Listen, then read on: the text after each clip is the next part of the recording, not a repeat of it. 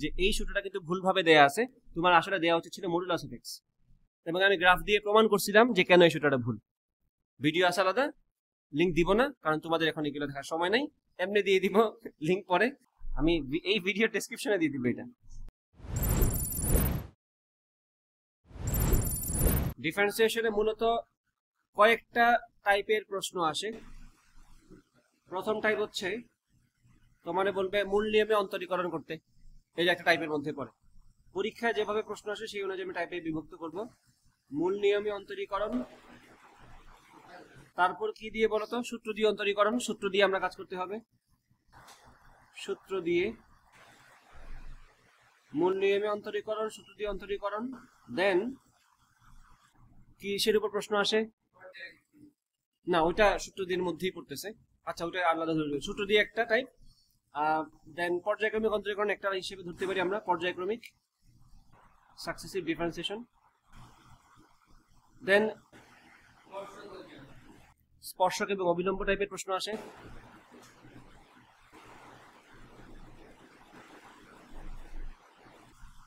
দেন না, তার আগে একটা আছে ডিফারেন্সিয়েশনের প্রয়োগ, ওই যে বেগ নির্ণয়, ত্বরণ নির্ণয় টাইপের ম্যাথ আসে না? তাহলে হ্যাঁ, এটাও কিন্তু আলাদাভাবে আমাদের জানা থাকা লাগবে, ডিফারেন্সিয়েশনের প্রয়োগ।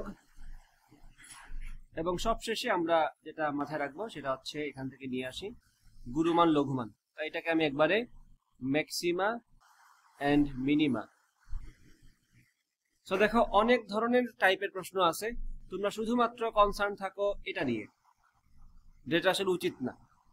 পরীক্ষা যদি প্রশ্ন এটা থেকে আসে, তোমার কিন্তু কঠিন প্রশ্ন দিবে না, খুব কঠিন সূত্র অ্যাপ্লাই করতে হবে এরকম প্রশ্ন আসবে না। যদি পর্যায়ক্রমিক আছে, পর্যায়ক্রমিকে জাস্ট নর্মাল গুলো আসবে, যেগুলো সূত্র এখন জিজ্ঞেস করলে এখনই পারবা, কিন্তু পর্যায়ক্রমিকের কনসেপ্টে থাকা লাগবে।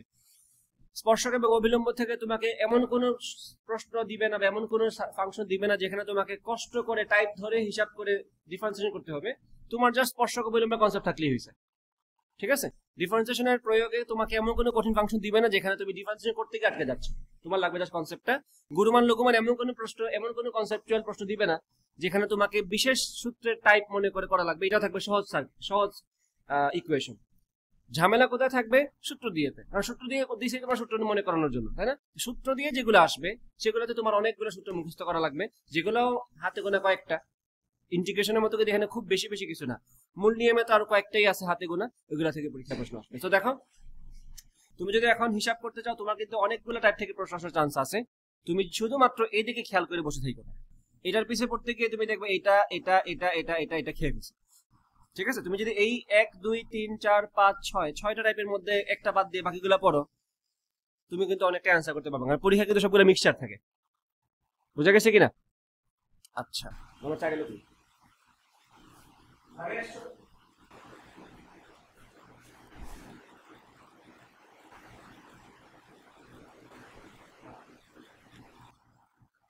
কি বলছি বোঝা গেছে কিনা? এখন মূল নিয়মে কিভাবে করতে হয় সেটা একটু মনে করে নাও। মূল নিয়মে ম্যাথ করা ব্যাপারটা আসলে হচ্ছে লিমিটেরই একটা জিনিস হচ্ছে, ডিফারেন্সিয়েশন হচ্ছে একটা বিশেষ ধরনের লিমিটের ম্যাথ। কারণ দেখো, তুমি যদি একটু খেয়াল করো, আমি যদি এখন এটাকে ভাঙি, ধরো আমি বললাম ddx অফ y সমান আসলে কি? ddx অফ y সমান আসলে হচ্ছে limit delta X tends to যখন 0 হয় তখন delta Y by delta X কে আমরা এটা প্রকাশ করি শর্টকাটে। এবং এটারও আরেকটু ভেঙে যদি বলি কি হবে সেটা, ওটা হবে এইভাবে, limit h tends to 0 function of x plus h minus function of x divide by h। তোমার এই জিনিসটা মনে থাকা উচিত যদি তুমি চাও মূল নিয়মে অন্তরীকরণ করতে পারতে। মূল নিয়মে যদি করতে চাও তোমার এটা মনে থাকা লাগবে, এটা মাস্ট। জায়গা আছে সামনে? হ্যাঁ ঠিক আছে, এটাই ভালো। ফ্যানগুলোর আওয়াজ বেশি, ফ্যান বদলাই ফেলবো। এটার আওয়াজ বন্ধ করে ফেলবো। সামনে চলে আসো।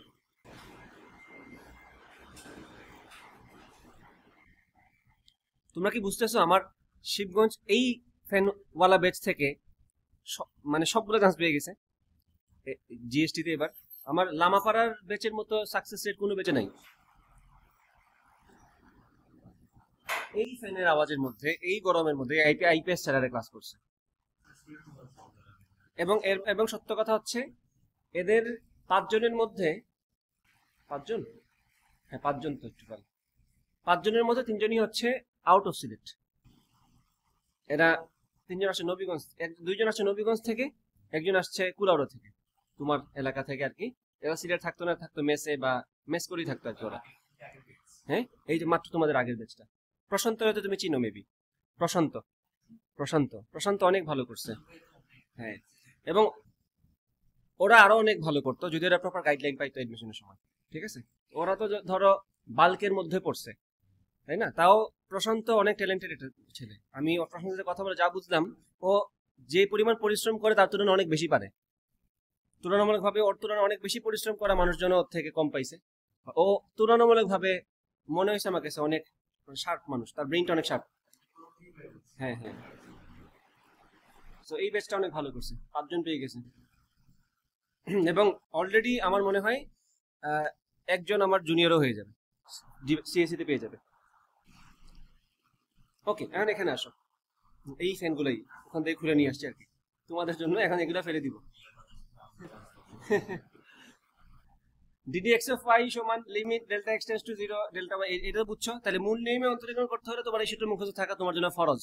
ঠিক আছে, এখন ধরো তোমার পরীক্ষায় প্রশ্ন আসলো ডিফারেন্সিয়েশন থেকে। আর আরেকটা কথা একটু বলে দিই, যে চ্যাপ্টারগুলো পড়বা সেগুলোতে সাজেশনে না গিয়ে টাইপ সবগুলো কভার করে ফেলবা। টাইপ সাজেশন হচ্ছে সেটা হতে পারে যে এই টাইপের এই ম্যাথটা আসতে পারে, এই ম্যাথটা আসার সম্ভাবনা কম কারণ ম্যাথটা কঠিন, ওইটা না করো সমস্যা নেই, কিন্তু ওই টাইপটা যাতে তোমার স্কিপ না হয়ে যায়, টাইপটা পড়ো। ঠিক আছে, একটা টাইপ পড়ে গেলে ওইটার একটা ম্যাথ প্রবলেম যদি কঠিনও আসে তুমি নাড়াচাড়া করতে পারবা, কিন্তু ওই টাইপ যদি তুমি নাই ধরো ওটা তুমি নাড়াচাড়া করতে পারবা না। সো যেটা পড়বা একটা চ্যাপ্টারের ডিফারেন্সিয়েশন অধ্যায়ের টাইপ সবগুলো কভার করবে, এই যে মূল নিয়মে থেকে শুরু করে ম্যাক্সিমাম মিনিমাম পর্যন্ত সবগুলো কভার করবা। এখন তুমি যদি এখানে কঠিন একটা মূল নিয়ম না পারো সমস্যা নেই, পরীক্ষায় মোস্ট প্রবাবলি একটা রিজনেবল সাইজের ফাংশনই আসবে, নর্মাল ফাংশনে আসবে। আমরা একটা করি, খেয়াল করবা। আমি বললাম এখন মূল নিয়ম অন্তরীকরণ করার ক্ষেত্রে আমাকে বলা হলো ddx of আমাকে বলা হলো x to the power n করার জন্য। তো মূল নিয়মে করতে গেলে এখানে কি হবে, function of x plus h, limit তো বলতে হবে আগে, limit x tends to h, আমি বলবো এখানে limit h tends to 0। Function of x plus h মানে কি হবে, x plus h to the power n minus x to the power n divided by h, নাকি? রাফি সামনে তুমি আর পিছু বেরিয়ে থাকতে না, না এখানে এসো একদম, সাবি চাপো, এই তো সাবাস। তোমরা মানুষ কম, বাট আমারে কষ্ট করাও ক্লাসে 60 জন স্টুডেন্টের মতো, এইটুকু হয়েছে না? এখন আসো এখানে লিমিট h টেন্ডস টু 0। এখন এইখানে তুমি যেটা করতে পারো, এখানে তুমি x কমন নিতে পারো। x কমন নিলে ভিতরে কি হবে দেখো তো, ax কমন নিলে কি বাইরে আসে এটা x to the power n হয়ে যাবে না? বাইরে আসে হয়ে গেলে x to the power n, ভিতরে কি থাকবে 1 plus h by x to the power n minus x to the power n divide by h। এখন যেটা করতে পারো, এখানে উপরে x to the power n তুমি কমন নিতে পারো, কমন নিয়ে নাও।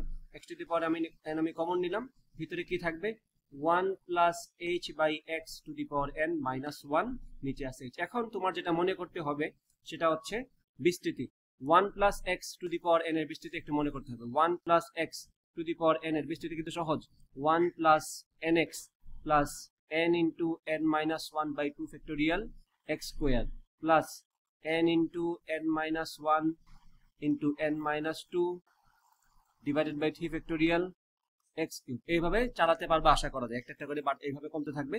তো এখানে x এর জায়গায় আছে কে, h বাই x। এখন জাস্ট h বাই x কে x হিসেবে ডিল করবা, বাকিটা তোমার কিছু চিন্তা করা লাগবে না। এখন জাস্ট লিমিট এই জিনিসটাকে বিস্তৃতি করে ফেলা।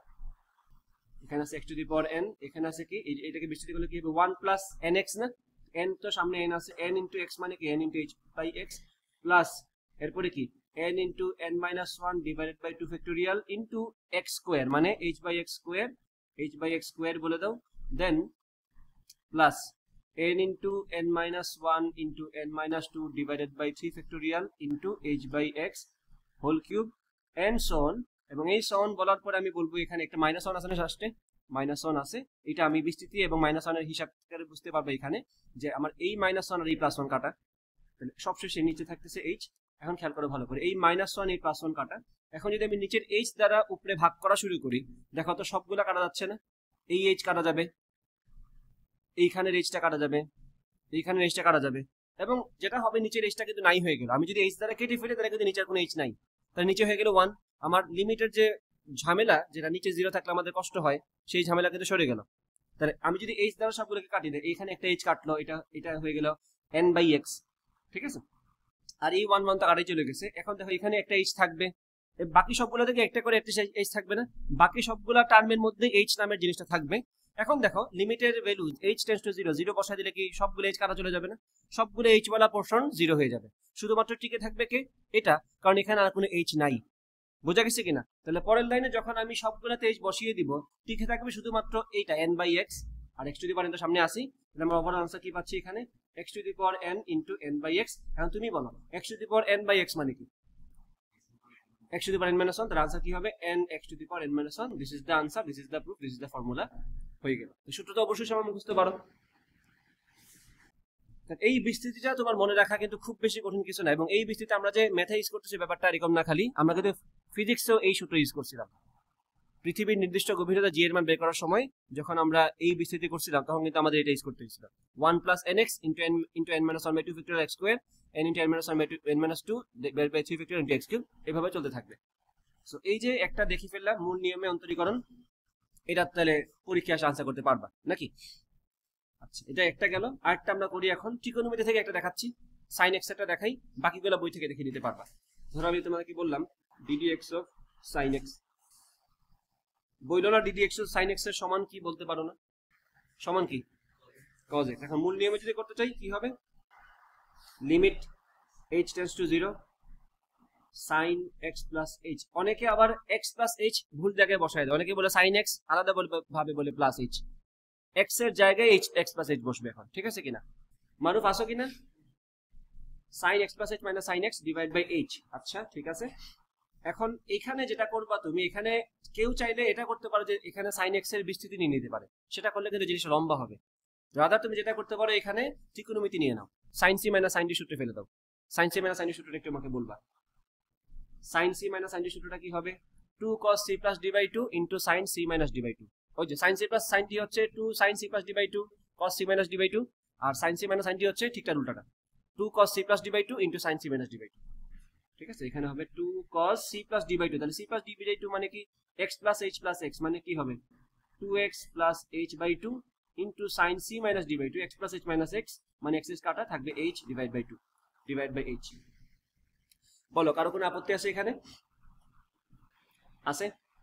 নাই। আপত্তি না থাকলে এখন যেটা দেখতে পাচ্ছি আমরা, এখানে দুইটা আলাদা জিনিস আছে না, একটু খেয়াল করো, ভালো করে একটু খেয়াল করে দেখো তো। এখানে আমি যদি cos x এর অংশে, cos এর অংশ যদি h এর জায়গায় 0 বসাই দেই, এই জিনিসটা আনডিফাইন্ড হবে। দেখো cos x এর ক্ষেত্রে আমি, cos এর অংশের ক্ষেত্রে আমি যদি h সমান 0 বসাই, 2x by 2 cos x হয়ে গেল, এবং আমার তো মনে মনে মাথায় তো সূত্র মুখস্থ আছে, আমার তো দরকারই cos x, সেটা সিকিউর হয়ে গেল। পরীক্ষা কিন্তু এত ম্যাথমেটিশিয়ানের মতো চিন্তা করে না, পরীক্ষা চিন্তা করে প্র্যাকটিক্যাল, যে আমার জানা আছে আনসার, আমি কিন্তু প্রতিপাদন করতেছি না, আমি জানি আনসার, সো আমার জানা আছে যে আমার cos x লাগবে, cos x কিন্তু আমার রেডি সামহাও, আমার এই cos x যেহেতু রেডি হয়ে গেছে, তাহলে আমার নিশ্চয়ই এখান থেকে একটা হাফ বের করা লাগবে, যাতে করে 2 আর হাফ কাটাকাটি গিয়ে আনসার cos x থাকে, তাই না? তাহলে আমাদের উদ্দেশ্য থাকবে আসলে sin h by 2 কে ঘিরে, আর cos, বুঝছো ব্যাপারটা, প্ল্যানটা বুঝতে পারছো কিনা? এখন আসো, আমরা এখন দুইটা ফাংশন গুণাকারে আছে না, তাহলে খেয়াল করো cos এর ক্ষেত্রে কিন্তু নিচে কোনো h দরকার নাই, তা আমি কিভাবে লিখবো এটাকে, আমি এইভাবে লিখবো এটাকে, লিমিট h টেন্ডস টু 0, আমি এটাকে লিখতে পারি এইভাবে, 2 cos 2x plus h by 2 into sin h by 2 divided by h। দেখো আমি sin h by 2 এর সাথে এটা দিয়ে দিলাম, কারণ cos এর সাথে এটা দরকার নেই, কারণ আমরা কি জানি না দুইটা ফাংশন গুণ আকারে থাকলে তাদের মধ্যে আলাদা আলাদা ভাবে লিমিট অ্যাপ্লাই করা যায় তো সেটা করে ফেলে। এখন আমি এখন এইভাবে লিখলাম, আমি একটু ভেঙে লিখতেছি, পরীক্ষায় একটু ভেঙে লিখো, কারণ সময় এনাফ থাকে পরীক্ষায়। আমি আলাদা ভাবে লিখলাম এখানে 2 cos 2 কে চাইলে আগেই বাইরে দিয়ে দিতে পারো, কোনো ব্যাপার না, into limit h tends to 0 sin h by 2 divide by h। Maruf ঠিক আছে। এখন দেখো তো এখানে h এর জায়গায় 0 বসাই দিলে কি চলে আসবে একবারে, 2 cos x, বুঝছো কিনা? আমি যদি এখানে h এর জায়গায় 0 বসাই দেই, তাহলে 2x by 2 থাকবে শুধু x, তো 2 cos x থাকতেছে, তো আমি একবার এখানে বলে দিতে পারি এটা হচ্ছে আমাদের 2 cos x, এই জায়গা আমাদের সর্টেড, তার মানে আমার বাকি থাকবে শুধুমাত্র সাইন নিয়ে কাজ করা, h tends to 0 sin h by 2 divide by h। দুই ক্লাস মিলিয়ে লিমিট শেষ করছি, অনেক কিছু দেখাইছি, আশা করি এটা না পারার কোনো কারণ নাই। আমার এখানে আছে sin h by 2, তাহলে থিটা হচ্ছে h by 2, আমার h by 2 টেন্ডস টু 0 বলতে পারা উচিত, এবং আমি সেটা বলতে পারি, আমি এখানে বলে দিব সোজা যে h/2 টেন্ডস টু 0, তাহলে এখানে যদি h/2 থাকে আমার এখানে h/2 লাগবে, যদি h/2 লাগে আমি এখানে একটা 2 গুণ দিতে হবে, তাহলে এখানে আমার এই পুরো জিনিসটা এই পুরো জিনিসটা হয়ে গেল আমার 1, এটা এখানে 2 কি নিচে না, এটা কি হাফ না, হাফের সাথে 2, এবং তুমি তো আনসার জানো, তুমি তো জানোই তোমার আনসার কোন দিকে যাওয়া লাগবে, তুমি জোর করে মিলাবে এটা, ঠিক আছে। সো এই হচ্ছে আনসার হচ্ছে cos x। সো আমি sin x থেকে cos x দেখাই দিলাম, একটু বই থেকে cos থেকে মাইনাস sin x টাও দেখবা, tan থেকে sec স্কয়ার x টাও দেখবা, বই থেকে দেখবে এগুলো, আমি জাস্ট একটা শুরু বলে দিলাম আর কি কেমনে করতে হবে, বুঝা গেছে কিনা? তাহলে আমরা এটাও বুঝলাম। এখন আমরা আরেকটা দেখি। আমরা আসলে দুই ধরনের ফাংশন দেখলাম অলরেডি। এটা হচ্ছে বহুপদী ফাংশন, এটা x to the power n না, বহুপদী ফাংশন মানে ভেরিয়েবল টু দি পাওয়ার ধ্রুবক, বহুপদী ফাংশন দেখলাম, ত্রিকোণমিতিক ফাংশন একটা। তারপরে আমরা দেখবো কি একটা এক্সপোনেনশিয়াল ফাংশন, সূচকীয় ফাংশন, দ্যাট ইজ ধ্রুবক to the power variable. x to the power n হলে এটা বহুপদী ফাংশন, আর n to the power x হলে এটা হচ্ছে সূচকীয় ফাংশন। তো n to the power x বলে না, সাধারণত বলে a to the power x। সবকিছুর একটা নির্দিষ্ট চেহারা দেখে যাতে চিনে ফেলতে পারি এরকম একটা ব্যাপার সেবার থাকে, যাতে ব্রেইন ট্রিগার হয়, ওটা দেখলে a to the power x দেখলে আমাদের মনে পড়ে এটা হচ্ছে সূচকীয় ফাংশন। আর n to the power x দেখলে ব্রেইন পেজ খেয়ে যায়। একটু আগে তো x to the power n দেখছে না, এখন n to the power x দেখলে পেজ লেগে যেতেই পারে। তো সেটা যাতে না হয় সেজন্য জিনিসগুলোকে একটু সিকিউর আলাদা করে রাখা হয়েছে। এটা হচ্ছে a to the power x। এখন দেখবো আমরা ddx of a to the power x, নিচের পাতা চলে দিই।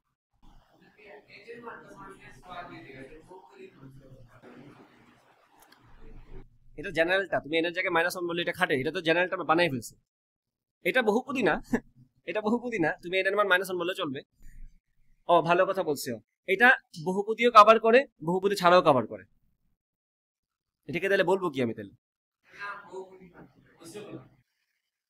না বাদ দাও, এটা x to the power n, but এটা দিয়ে তুমি বহুপদীটা কভার করবে আর কি। যদি তোমার এখানে আমি জাস্ট খেয়াল করো, আমি যদি একটা एग्जांपल দিই তোমার এখানে, আমি ধরো তোমার এখানে বললাম যে ddx of 2x square plus 3/x plus 9 করো, তুমি কি এই সূত্র দিয়ে করতে পারবা না? পারবা তো, তাহলে ঠিক আছে। এটা কি বহুপদী? না, ডিভাইডেড বাই x আছে যে, এটা এই জন্য বহুপদী না। কিন্তু কাজ তো চলতেছে আমাদের, আমি যা বোঝাতে যাচ্ছি বোঝাইতে পারছি, ঠিক আছে, তাহলেই হয়েছে। এটাই এনাফ, এখানে কিছু লাগবে না। এখন পরীক্ষায় কিন্তু তোমাকে এটা মূল নিয়মে করতে বলে যদি, তোমার কিন্তু এইভাবে করে আসা লাগবে, বাট এটা কিন্তু কঠিন না। এখানে কঠিন হয়েছে কেন? হ্যাঁ, কারণ এখানে মানে পরীক্ষায় আমি ধরো একটা एग्जांपल দিই তোমারে, পরীক্ষায় বহুপদীটাই যদি দেয় এভাবে দিবে ddx of x square plus bx plus c। দেখো এটা যদি তুমি মূল নিয়মে করতে যাও, তোমাকে x প্লাস h বলা লাগবে না, তুমি বলবা a into x plus h whole square plus b into x plus h plus c minus a into x square minus bx minus c। দেখো খেয়াল করো, অনেক কিছু কাটা যায়, এখানে x স্কয়ার আছে না, ওখানে x স্কয়ার কাটা যাবে, এখানে bx আছে না, ওখানে bx কাটা যাবে, এখানে c এখানে c কাটা যাবে, এইচ দিয়ে দেখবে এটা আরো সহজে মিলে যাচ্ছে। এটা তাহলে ট্রাই করতে পারবা, এটা ট্রাই করে বাসায়, এখন না বাসায় গিয়ে।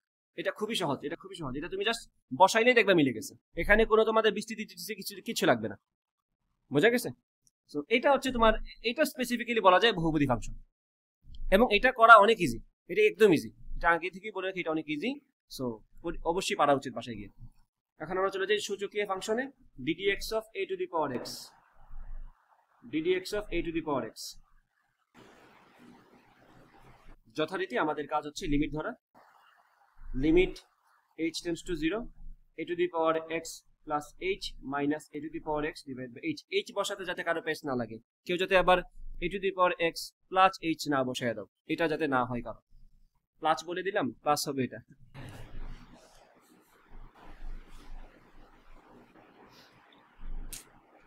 তোমরা যে এমনি আমার আজকে নিয়ে আসবে ঘুম থেকে উঠে, আমি ভাবি নাই, আমি তো ভাবছিলাম বলে দিই ক্লাস হবে না, বৃষ্টি আসছে যে এমনি আমি ঘুমাই গেছি ঠান্ডায়। আমি তাও বলি, আমি কাঁথা গায়ে দিয়ে ঘুমাচ্ছিলাম, সকালে দেখি অনেক বেশি ঠান্ডা, এই কাঁথায় পোষাচ্ছে না আমার, ঠিক আছে। আমি বলে উঠলে আবার লেপ আনাইছি, আনাই ওই সময় আমি শুয়েছি মাত্র আবার। তখন মেসেজ আসছে ক্লাস হবে না, আমি তখন বলে ঘুমাইছি যে ক্লাস তাহলে বাদ দিই আজকে। আর 12:30টার দিকেই তো বলছিলাম, না 11:30টার দিকে, তখন দেখি পরে খবর টবর আসতেছে ক্লাস হবে কি হবে না, পরে হলো তাহলে নিয়ে ক্লাস। কারণ দিন মিস দিলে আসলে রেকর্ডের একটা দিন কমে গেল, আর তোমাদের পরীক্ষা কাছেই আসছে, সেটা আমার ভাবা উচিত ছিল। যাই, ধন্যবাদ নিয়ে আসার জন্য। না আমি ঘুমাইছি, আমি 10 ঘন্টায় ঘুমাইছি মনে হয়, আমার 11টা পর্যন্ত ছিল 8 ঘন্টা, তাইলে আমার 12টার মধ্যে ঘুম হয়ে গেছে, আর 8 ঘন্টার উপরে হয়ে গেছে ঘুম আমার।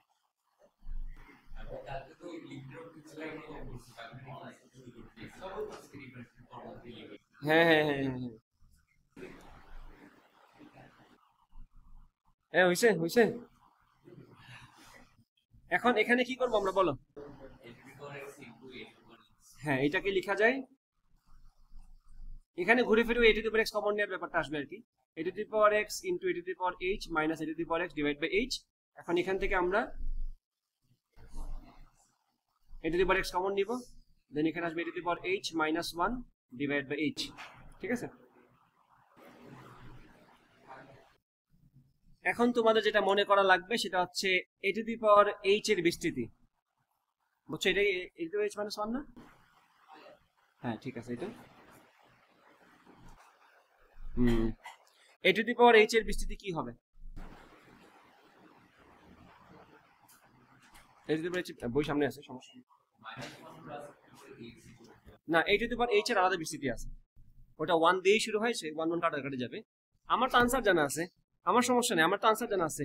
এ টু দি পাওয়ার এক্স তোমাদেরও জানা আছে, DD X A to the power X সমান কত? A to the power x ln A না? তাহলে বুঝতেছো এখানে লন এর ব্যাপার সেবার আসবে। তা আমি যদি বলি এ টু দি পাওয়ার এক্স এর বিস্তৃতি কত, প্রথমে আসবে ওয়ান, তো আসতেই হবে কারণ মাইনাস ওয়ানকে আমরা কাটতে হবে। এভাবে দেখে দেখে আনসার জানা আছে, তো দেখে দেখে ভবিষ্যৎবাণী করা যায়। ওয়ান আছে, দেন আমার লাগবে একটা একটা এইচ দিয়ে কাটতে হবে না? তো আমার এখানে আসবে কি এইচ লন এ, এই A to the power x ln A আমার হয়ে গেছে। এইচ লন এ যদি হয়, হ্যাঁ তারপরটা কি আসবে? এখন এখন সমস্যা হচ্ছে আমাদের এখানে H square divide by 2 factorial আসবে নাকি কিসে আসবে, এগুলো আমাদের জানা থাকা লাগবে আগে, না কিন্তু ফাও মারা যাবে না। তো এটা তো শিওর যে এইচ স্কোয়ার তো আছে এবং লন এ স্কোয়ারে যে আছে এটা নিশ্চিত, জাস্ট এটা শিওর না আমরা নিচে 2 আছে না 2 ফ্যাক্টোরিয়াল আছে নাকি কিছু নাই, সেগুলো একটু মনে রাখা লাগবে। বাট ওভারঅল একটা রাফ আইডিয়া করা যায় কারণ আমি আনসার জানি। এই ওয়ান লাগবে কেন? এই মাইনাস ওয়ান কাটার জন্য। ঠিক আছে, এই এইচ ওখানে লাগবে কেন? কারণ আমি জানি আমার আনসারের শেষে একটা লনে আছে, তো এইচ সাথে এইচ না থাকলে তো কাটাকাটি যাবে না, এইচ এইচ কাটাকাটি কি লনে থাকবে, এটি লনে হয়ে যাবে। আমি বিস্তৃতিটা মুখস্থ করে দিই।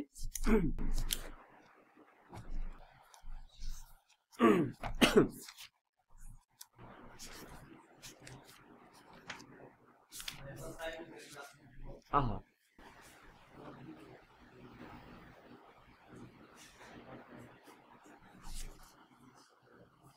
হ্যাঁ ঠিক আছে, আমার বুদ্ধি ঠিক আছে। H square by 2 factorial ln a square plus H cube by 3 factorial ln a cube. নিশ্চয়ই বুঝতেছো, বাকিটা নিশ্চয়ই এইচ দ্বারা খেয়ে ফেলবো আমরা, একটাই এইচ বাকি থাকবে যেটা এই নিচের এইচ দ্বারা কাটা যাবে, যার জন্য লনে টিকে থাকবে, তাই তো? এখন জাস্ট এখানে এটা বসায় দাও, limit H tends to 0, A to the power x জায়গায় আছে, এ টু দি পাওয়ার এইচ এর বিস্তৃতি কি হবে? 1 প্লাস এইচ লন এ, তারপরে হবে কি H square by 2 factorial ln a whole square, ln a square না কিন্তু ln a whole square, plus H cube by 3 factorial ln a whole cube. একটা ডট ডট দিয়ে দাও, দেন লাস্টের মাইনাস ওয়ানটা দিয়ে দাও, তাহলে এখন বাকি কাজ সহজ। মাইনাস ওয়ান আর প্লাস ওয়ান কাটা, নিচের এইচ আছে, নিচের এইচ সবগুলো এইচকে কেটে ফেলবে, এই এইচটা গায়েব হয়ে যাবে, আর এখানে সবগুলোতে একটা করে এইচ থেকে যাবে, একটা করে এইচ মানে অ্যাটলিস্ট একটা করে এইচ থাকবে, এখানে থাকবে এইচ, এখানে থাকবে এইচ স্কোয়ার। তাহলে পরের লাইনে এসে তুমি দেখবা, তুমি যদি লিমিটের ভ্যালু এইচ এর জায়গায় 0 বসায় দাও, সবগুলো গায়েব হয়ে যাবে এক্সেপ্ট দিস ওয়ান, কারণ এখানে কোনো এইচ নাই, কারণ এখানে খালি লনে আছে। সবশেষে আমি আনসার বলতে পারি A to the power x ln A. এটা অবশ্যই মুখস্থ রাখবে, এটা তোমাদের সব থেকে গুরুত্বপূর্ণ সূত্রের মধ্যে একটা। ঠিক আছে, তাহলে এ টু দি পাওয়ার এক্স এর ডিফারেন্সিয়েশন হচ্ছে এ টু দি পাওয়ার এক্স লনে, আমাদের মুখস্থ আছে এবং আমরা মূল নিয়মে দেখলাম। এবং খেয়াল করবা অনেক সময় দেখবা বইয়ের মধ্যে ই টু দি পাওয়ার এক্স এরটা আগে করা হয়, কিন্তু ই টু দি পাওয়ার এক্স কিন্তু এ টু দি পাওয়ার এক্স এর একটা বলা যায় সাবসেট, কারণ এ টু দি পাওয়ার এক্স কিন্তু লিটারেলি সকল ধ্রুবককে কভার করতেছে। তুমি এখানে এর জায়গায় 2 লিখতে পারো, এর জায়গায় তুমি 10 লিখতে পারো, এর জায়গায় তুমি ডাব্লিউ লিখতে পারো, এর জায়গায় তুমি ই লিখতে পারো। ই কোনটা? ওই আমাদের বিশেষ ধ্রুবকটা। তো ই টু দি পাওয়ার এক্স যদি বলি, এটা কি E to the power x loan E হবে না? লন ই মানে কত? 1। তো এটা তো আমাদের মুখস্থ আছে অলরেডি। দেখো এখন যদি এটা অ্যাপ্লাই করেই বলি ddx of e to the power x, এই সূত্রে অ্যাপ্লাই করলেই বলা যায় আনসার হচ্ছে e to the power x loan e. এটা অটোমেটিক্যালি তোমার সামনে আসে হাজির হচ্ছে e to the power x. But পরীক্ষায় যদি জিজ্ঞেস করি e to the power x এর ডিফারেন্সিয়েশন মূল নিয়মে করো, তখন কিন্তু ই টু দি পাওয়ার এক্স এর বিস্তৃতি আলাদাভাবে মনে করা লাগবে। সেটা কিন্তু কঠিন কিছু না, তোমার যদি এটা মনে থাকে তুমি জাস্ট এর জায়গায় ই বসাও, লন ই মানে কত, যত জায়গায় লন ই আছে সবগুলো নাই কারণ সবগুলো 1 হয়ে গেছে। দেখো এখান থেকেই তুমি ই টু দি পাওয়ার এক্স এরটা নিজেই জেনারেট করতে পারতেছো। ই টু দি পাওয়ার এক্স আমাদের কি হবে 1 প্লাস এটা এইচ কই থেকে আসছে? ও আমি তো এ টু দি পাওয়ার এইচ একটা বিস্তৃতি করছিলাম নাকি? আচ্ছা আমি যদি এ টু দি পাওয়ার এক্স একটা বলি, ই টু দি পাওয়ার এক্স একটা বলি, তো এখানে হবে কি, এটা হবে 1 প্লাস এক্স, লনই তো 1 হয়ে যাবে, এরপরে এটা হবে কি এক্স স্কোয়ার বাই 2 ফ্যাক্টরিয়াল, মানে লন এ যেগুলো আছে সবগুলো তো লন ই, ওগুলো তো 1, তাহলে তোমার জিনিসটা আরো সহজ হয়ে গেল। 1 plus x square by 2 factorial, x cube by 3 factorial, x to the power 4 factorial. তাহলে তুমি সুপার সেটটা শিখে নাও, সাবসেট তোমার সামনে এসে ধরা দিবে আপনি আপনি, হুদাই মুখস্থ করার দরকার নেই। মুখস্থ করবা বাট প্রসেস জানা থাকলে জিনিসটা মনে থাকা ইজি আর কি, বুঝতে পারছো কিনা? তাহলে আমাদের এ টু দি পাওয়ার এক্স হয়ে গেল, তার সাথে ফ্রিলি আমাদের ই টু দি পাওয়ার এক্স হয়ে গেল। পরীক্ষা যদি বলে এ টু দি পাওয়ার এক্স এরটা করো মূল নিয়মে, তুমি সিম্পলি এই বিস্তৃতি ধরে নিয়ে কাজ করে ফেলতে পারবা, কোনো ঝামেলা নেই। মাইন বুঝছো? ডান। তাহলে আমাদের মূল নিয়মে যতগুলো দেখা আমি দরকার মনে করছি, আমি 3টা দেখাইছি 3 টাইপ থেকে, বাকিগুলো বই থেকে একটু দেখে যাবা, সবগুলা করার দরকার নেই, বাসায় এত সময় নষ্ট করার দরকার নেই, ঠিক আছে? গেল এটা। ওকে, তাহলে আমাদের মূল নিয়ম ডান। মূল নিয়মে আমরা অনেকগুলো দেখে ফেললাম, মূল নিয়ম আমরা ডান করে ফেললাম। ত্রিকোণমিতি বিস্তৃতি না করে আসি কয়েকটা দেখে নিবা, বই দেখলেই হয়ে যাবে, জাস্ট দেখে যাবা কি করতেছে, ঠিক আছে? মূল নিয়মে হয়ে গেল। এটাতে বুঝতেছো সাইন যেভাবে করতে হয় টেন সেভাবে, কসটা সেভাবেই হয়ে যাবে, ঠিক উল্টাটা, cos c minus cos D হবে ওখানে, আর তো কিছু না। আর কি থাকে বাকি? Cos C plus cos D হবে। টেনেরটা দেখবা বই থেকে কেমনে করছে। মূল নিয়মে গেল। এখন আমরা দেখবো সূত্র দিয়ে তো অনেকগুলো আছে, তারপরে বেসিক সূত্র যেগুলো আছে সেগুলো দেখা দিতে হবে তোমাদের। পর্যায়ক্রমিক আছে, স্পর্শক, অভিলম্ব আছে, আচ্ছা দেখাচ্ছি আস্তে আস্তে। সূত্র দিয়ে আমরা কয়েকটা সূত্র দেখে ফেলি, গুরুত্বপূর্ণ।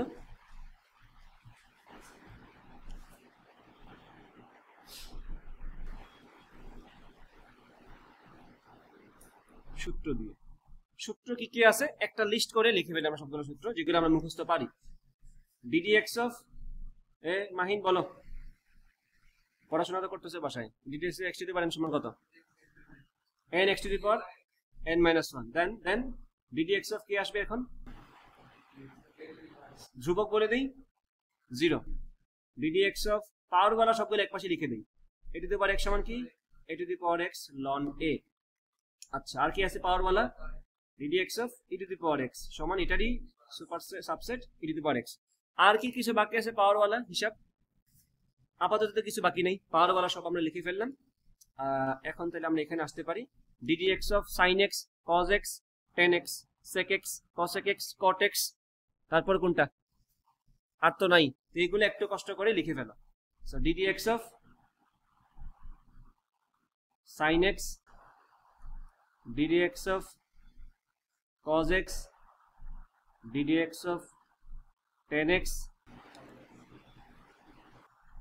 ডিডিএক্স অফ কট লিখবো আগে নাকি কসেক লিখবো? কট লিখে ফেলি, তারপরে কসেক লিখবো। কারা জানি বাদ দিয়ে দিলাম, সেক বাদ দিয়ে দিছি না?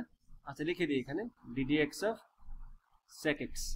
এখন বলবা জাস্ট লিখে যাও ডিডিএক্স অফ সাইন এক্স সমান cos x, d d x of cos x সমান minus sine x, d d x of tan x সমান sec squared x, cot x সমান minus cosec squared x, cosec x সমান minus cosec x cot x, cosec x cot x, আর sec x সমান minus শুধু sec x tan x. ধন্যবাদ। আরেকটা গুরুত্বপূর্ণ সূত্র আমরা বাদ দিয়ে দিছি, এখানে লিখিনি, সেটা কোনটা? D d x of ln x. Ln x সমান কত? 1/x। আরেকটা গুরুত্বপূর্ণ সূত্র বাদ দিয়ে দিছি, সেটা কোনটা? লগ দিয়ে আরেকটা আছে তো মেইনটা। লগ তো হচ্ছে বিশেষ, লন তো হচ্ছে বিশেষ ধরনের লগ যেখানে ভিত্তি হচ্ছে ই, সেই জন্য জিনিসটা সহজ।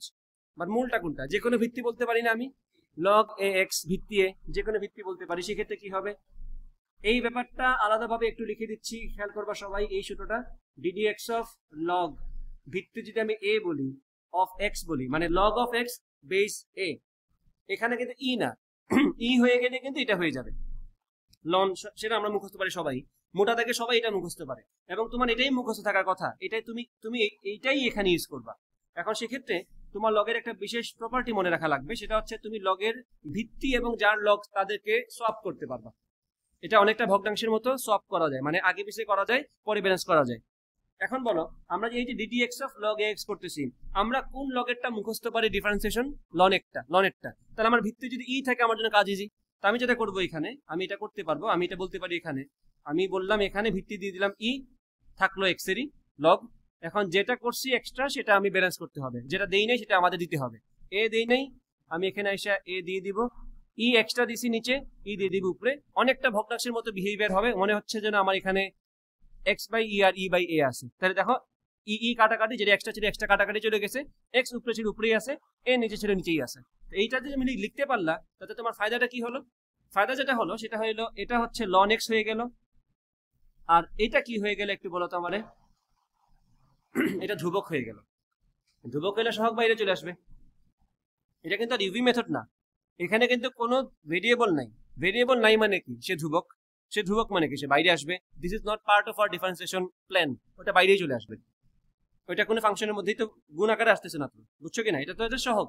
এখন যদি তুমি ডিফারেন্সিয়েশন করো, তোমার জন্য এটা ইজিয়ার। এখন তুমি লিখতে পারো এখানে এটা সমান হচ্ছে ডিডি এক্স অফ, এটাকে তুমি এভাবে লিখবা লন এক্স ইন্টু লগ এ। এখন তুমি লগ এ কে বাইরে নিয়ে আসো, লগ এ কে বাইরে নিয়ে আসলাম। হ্যাঁ, DD x of ln x এখন মুখস্থ সবার 1/x। তো এটা কিন্তু তোমার মুখস্থ থাকার চান্স কম, এই জন্য বলছি এই প্রপার্টিটা মনে রাখো, সব জায়গায় কাজে লাগবে। বিভিন্ন জায়গায় তোমাকে এইভাবে প্রশ্ন দিবে যেটা তোমার দরকার পড়বে। মাঝে মধ্যে এরকমও তুমি বাবা খেয়াল করবে একটু এদিকে, মাঝে মধ্যে তুমি এরকম বাবা তোমাকে বলবে লগ এক্স ই, এটা কিন্তু লন এক্স না, এটাকে তুমি লন ইও বলতে পারো না। যেটা এখন তোমার জানা থাকা লাগবে সেটা হচ্ছে লগকে আমি যদি উল্টা করে দেই, ভিত্তি এবং যার লগ সেটা উল্টে দেয়। মানে কি? এটা সমান আমি লিখতে পারি 1 divided by log e x, এটা হয়ে গেছে লন এক্স। এখন তুমি এটা নিয়ে কাহিনী করতে পারো। তো এই বিশেষ বিশেষ জিনিসগুলো মনে রাখবা, কাজে লাগবে। বুঝছো কিনা? তোমারও দরকার লন, তুমি যেখানেই যাও তোমাকে যে ভিত্তির লগই দেখ, তোমার যাওয়া লাগবে লনের কাছেই। লন তোমার বানানো লাগবে, হয় এইভাবে বানাবা, না হয় দরকার পড়লে এইভাবে বানাবা। এটাকে লন এক্স হয়ে গেল না? এখন আমাদের কাজ সহজ হয়ে গেল।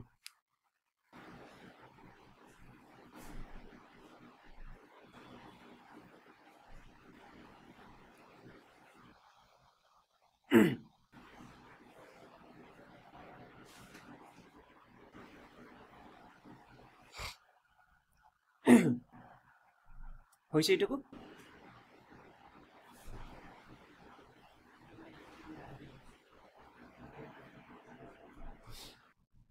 এগুলো হচ্ছে আমাদের মৌলিক সূত্রগুলা, এগুলো হচ্ছে আমার মৌলিক সূত্রগুলা, এগুলো হচ্ছে আমাদের ডিরাইভড ফর্মুলা। মানে মৌলিকগুলো তোমার মুখস্থ না থাকা ছাড়া উপায় নেই, এগুলো তোমার মুখস্থ থাকতে বাধ্য। তুমি এগুলোর কোনোটাই তুমি ভুলতে পারবে না।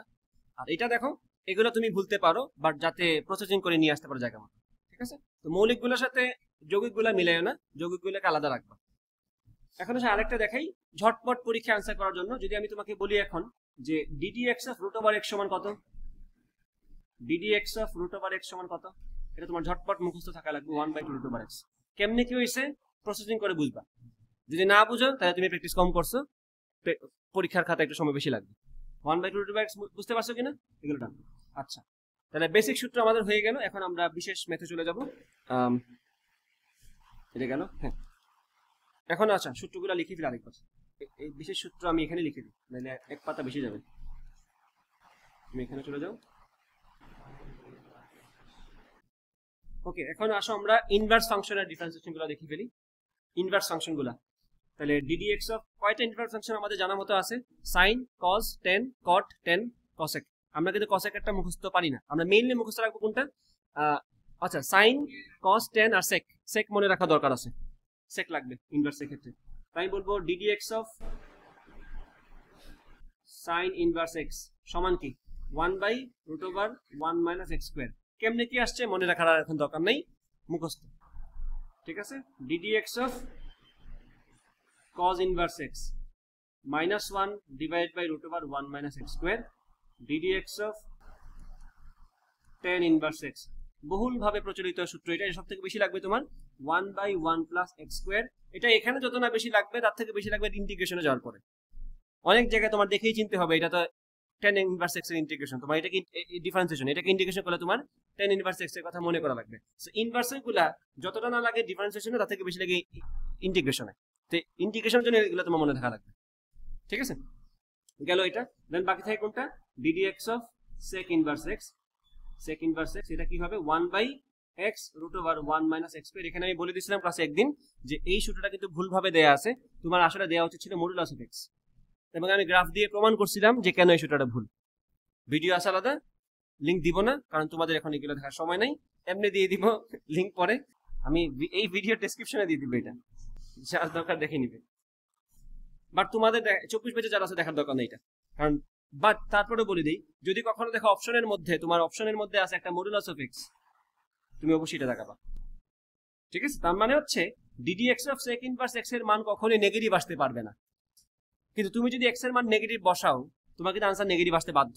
তুমি ধরো বসাইছো এক্স এর জায়গায় -0.9, তো -0.9 স্কোয়ার 1 থেকে বাদ দিলে তো আনসার তো পজিটিভ আসবে ভিতরে, বাট বাইরে কি -0.9 না, আনসার কি নেগেটিভ আসবে না? But d d x of sec inverse x এর মান কখনোই নেগেটিভ আসে না, গ্রাফ দিয়ে প্রমাণিত। কনসেপচুয়ালি যদি নাও যাও, গ্রাফ দিয়ে প্রমাণিত, যেটা নেগেটিভ আসবে, তাহলে অবশ্যই তোমার এখানে একটা মডুলাস দিয়ে দিতে হবে, অথবা তুমি লেখার পর এখানে বলতে হবে যে x is always greater than 0। এটা তুমি না বললে তোমার এই সূত্রটা মানে সূত্রটা ভ্যালিড হইল না। এত পণ্ডিতের দরকার নাই, যেটা বলছি সেটা মুখস্থ রাখবা, এটাই মুখস্থ রাখবা। আমি কিন্তু মডুলাস লিখিও না এখন, কারণ সবগুলা বই অসীম কুমার, কেতাবউদ্দিন, এসইউ আহমেদ সব স্যারের বইয়েই এটা এইভাবেই দেওয়া আছে, যদি এটা হওয়া উচিত ছিল মডুলাস অফ এক্স। ঠিক আছে, তারপরে ইনভার্স এগুলো বুঝলাম। এখন টেন ইনভার্স এক্স এটা দেখলাম, কসেক ইনভার্স এটা কি? কসেক আর কটি তো মনে লিখি নাই, কটেরটা কি হবে? এটার উল্টাটা না, -1/1 + x²। ও এটা তো জাস্ট এটাই, কট বললে হ্যাঁ জাস্ট এখানে -1টা বসাই দিবা, এইটার মতো আর কি। সাইনের সাথে কস যেরকম ভাবে, টেনের সাথে কটটা ঠিক উল্টাটা। ddx of caught inverse x সমান -1/1 + x²। আমি 100% শিওর না, আমার মনে হচ্ছে এটাই হবে।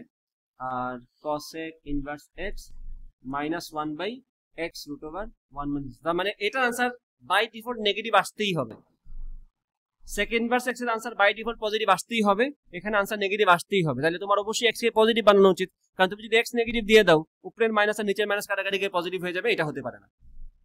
তো এখানেও মডুলাসটা মাথায় রাখবা, বা জাস্ট মাথায়, খাতায় লেখার দরকার নেই, জাস্ট মাথায় রাখবা। পরীক্ষা যদি প্রশ্ন করে এরকম সিচুয়েশন থেকে সঠিকটা দাগাতে পারো। ডিফারেন্সিয়েশনের যে বিশেষ সূত্র, বিশেষ মেথড যেটা, সেটা কোনটা ছিল একটু মনে আছে কিনা বলো তো আমাদের?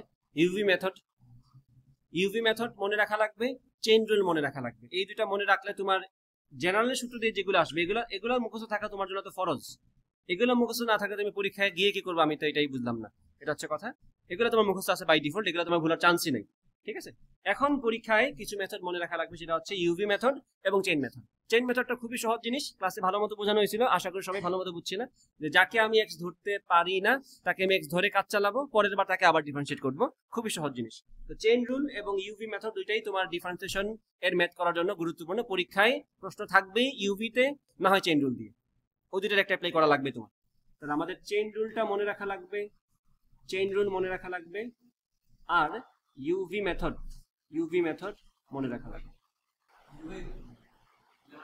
আর ইউভি বাই ভি তো দুইটা তো আলাদা না, ইউভি তো আচ্ছা ঠিক আছে, তোমাদের কথা সত্য, ইউভিও মনে রাখবো, ইউ বাই ভিও মনে রাখবো। ইউভি আর ইউ বাই ভি এই দুইটা আলাদা দুইটা মেথড। দুইটা ফাংশন যদি ভাগ আকারে থাকে ইউ বাই ভি, গুণ আকারে থাকে ইউভি। চেইন রুল তো আর আসলে বলে বোঝানোর এখানে কোনো প্রয়োজন নাই, দুইটা এক্সাম্পল দিলেই বুঝে যাবে সহজেই। আমি বললাম ddx অফ, তোমারে বললাম আমি ln of 10x, ln of 10 of sin x বললাম। ঠিক আছে, না আর বড় করা লাগবে না, এটুকুই যথেষ্ট। তোমার ddx করতে গিয়ে প্রথম তোমার সামনে কে পড়ছে ln, তাহলে তুমি এখন ln এর ভিতরে যা আছে পুরোটাকে তুমি x ধরে নাও। তাহলে ddx of ln x কত? 1/x। x এখানে কাকে ধরছো তুমি? 10 sin x কে, তুমি বলবো 1/10 sin x। তুমি তোমার স্বার্থে যাকে x ধরছো গুণ করে তাকেই তোমার ডিফারেন্সিয়েট করতে হবে, বলবা ddx of 10 sin x। এখন পরের লাইনে আসো, এখন তোমার সামনে কে পড়ছে 10, তুমি এখন 10 এর ভিতরে যা আছে তাকে তুমি x বলে দাও, তাহলে কি আসবে? 1/10 sin x। তো তুমি এটা এইভাবেই লিখে দাও, অথবা cos sin x লিখতে পারো, 1/10 sin x into ddx of 10x সমান কি? sec square sin x into ddx of sin x, কারণ একটু আগে তুমি তাকে x ধরছো। sin x কিন্তু একদম জেনুইন সূত্রের মধ্যে পড়বে, ddx of sin x হচ্ছে তোমার cos x। যেখানে তুমি জেনুইন সূত্র পেয়ে যাবা সেখানে তোমার স্টপ, এটাই হচ্ছে তোমার আনসার। এর বেশি আমার মনে হয় না তোমাদেরকে রিভাইজ বেচ আর কিছু মনে করানো উচিত, এর বেশি আর কিছু মনে করাচ্ছে না, এখান থেকে বাকিগুলো এমনি তুমি করতে পারবা। ঠিক আছে, আসো ইউভি মেথড আর u by v method. U v method হচ্ছে দুইটা ফাংশন যার দ্বারা ডিফারেন্সিয়েট করতেছি তাদেরই ফাংশন। এক্স এর সাপেক্ষে যদি ডিফারেন্সিয়েট করি অবশ্যই ইউ হবে এক্স এর ফাংশন, অবশ্যই ভি হবে এক্স এর ফাংশন। তো আমি যদি ডেমো হিসেবে বলি কাহিনী কি, এটা হচ্ছে ddx অফ ইউ ভি, তাও লিখে দিই একবার, u ddx of v plus v ddx of u. আর যদি বলি ইউ বাই ভি কি হবে? ddx of u by v, এটা একটু মনে রাখতে হয়, v ddx of u minus u ddx of v divided by v square। ঠিক আছে, এটা আমি ফাংশনে বলার প্রয়োজন আছে বলে মনে করি না, মানে এক্সাম্পল দেওয়ার প্রয়োজন আছে বলে আমি মনে করি না। এখানে তুমি জাস্ট u এর v এর জায়গায় sin x tan x sin x ln x যেটা মন চায় চিন্তা করো, একটাকে ইনটেক রাখবা, অন্যটাকে ডিফারেন্সিয়েট করবা, প্লাস অন্যটাকে ইনটেক রাখবা, আগের বার যাকে ইনটেক রাখছিলে তাকে ডিফারেন্সিয়েট করবা, শেষ। u বাই v তো সেম কাহিনী, এখানে আর বোঝানোর কিছু নাই। u by v u v মেথড আমরা বুঝছি। এরপরে আসবে পর্যায়ক্রমিক অন্তরীকরণ। পর্যায়ক্রমিক অন্তরীকরণের কাহিনী কি, আমি একের অধিক একবার তো করবই, দুইবার, তিনবার, চারবার, পাঁচবার, দুই ধরনের প্রশ্ন আসে পর্যায়ক্রমিক অন্তরীকরণ থেকে। একটাতে এরকম ভাবে প্রশ্ন বলবে যে প্রমাণ করো যে y1 plus x square y2 plus 3 সমান 0, এরকম প্রমাণ করতে বলবে, যেগুলোতে তোমার ওই ডিফারেন্সিয়েশনের নাম্বারটা লিমিটেড থাকে, 2 বা 3 কখনো যায় না, 2 পর্যন্ত শেষ হয়ে যায়। এটা হচ্ছে একটা টাইপের প্রশ্ন। আরেকটা টাইপের প্রশ্ন হবে yn সমান কত, মানে তোমাকে এখন বলবে n তমটা কত হবে বের করো। এগুলো হচ্ছে জেনারেল রাশিমালা তোমাকে বের করতে হয়, এবং এটা তোমার এমসিকিউতে আসতে পারে। তোমাকে একটা জেনারেল ফাংশন দিয়ে বলবে এটার n তম ডিফারেন্সিয়েশন কত, yn সমান কত। তোমার যদি মুখস্থ থাকে দাগাবা, মুখস্থ না থাকলে করে বের করবো, যেখানে তোমার সময় নষ্ট হবে। এই জন্য কমনগুলো একটু মনে রাখবা, ঠিক আছে কিনা? তো পর্যায়ক্রমিকে কিছু দেখাই দিই, পর্যায়ক্রমিক অন্তরীকরণে কিছু দেখে নাও।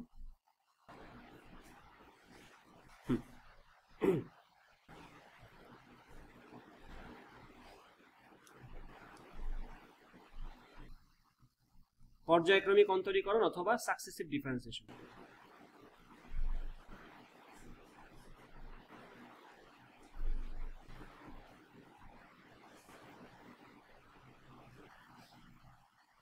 একদম সহজটা দিয়ে শুরু করি। ধরো আমি তোমাকে বললাম, ধরো তোমাকে আমি এইভাবে বললাম যে y সমান যদি e to the power x হয়, তবে yn সমান কত?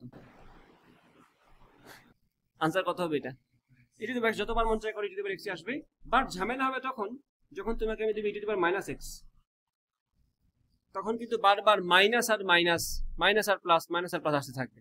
তখন তোমাকে যখন আমি n তমটা বলবো, তুমি আনসার কি বলবো? Plus minus e to the power minus x বলবা। এটা কিন্তু একটু সময় সাপেক্ষ জিনিস, একটু তোমার মাথা খাটাতে হবে এখানে। খেয়াল করো তুমি, তাহলে এখানে কয়েকটা করবা।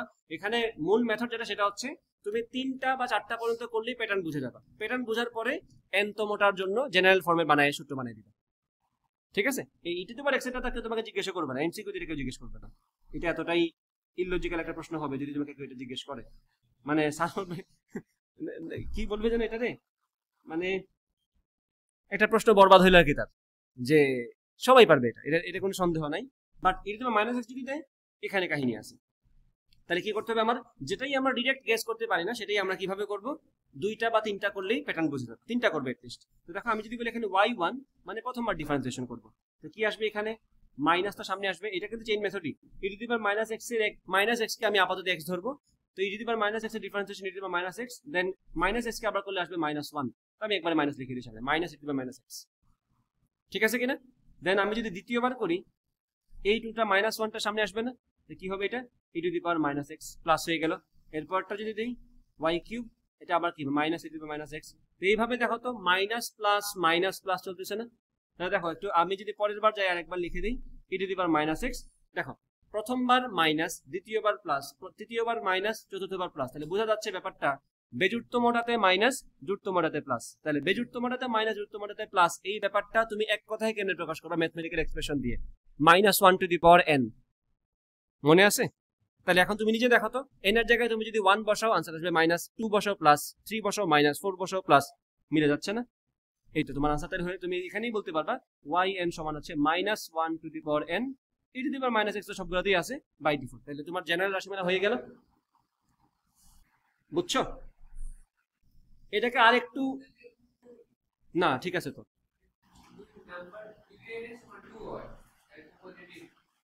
সেই জন্য পজিটিভ আসতেছে আমার এখানে, ঠিক আছে তো, ঠিক আছে তো, মাথা খাটাও।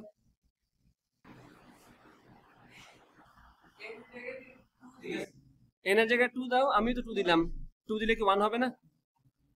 তুমি বসাও, n এর জায়গায় 2 দাও, y2 না, তো 2 এর 2 বললে তুমি 2 বলবা, -1 টু দি পাওয়ার 2 কত? 1, তো আমার তো 1 আছে এখানে, এই জন্য তো এখানে কিছু নাই। 3 বসাও, এই যে y3 না, 3 বসাও, -1/3 কত? -1। এই যে -1 তো আছেই আমার, আছেই তো। ইনভার্স x এর তো বারবারই ইনভার্স x ই আসবে, মাইনাসটা তো জায়গাতেই থাকবে। তুমি কি এটাকে x⁴n দিয়ে করবে নাকি? তো ওই তো মাইনাস ইনভার্স x, কিন্তু পরের বার যে সামনে একটা মাইনাস আছে আগের বার থেকে, তো এটা মাইনাস প্লাস হবে না? এটা তো প্রসেসিং করেই আসছে। এটা এটা কোথায় আটকেছে তুমি আমার বলো?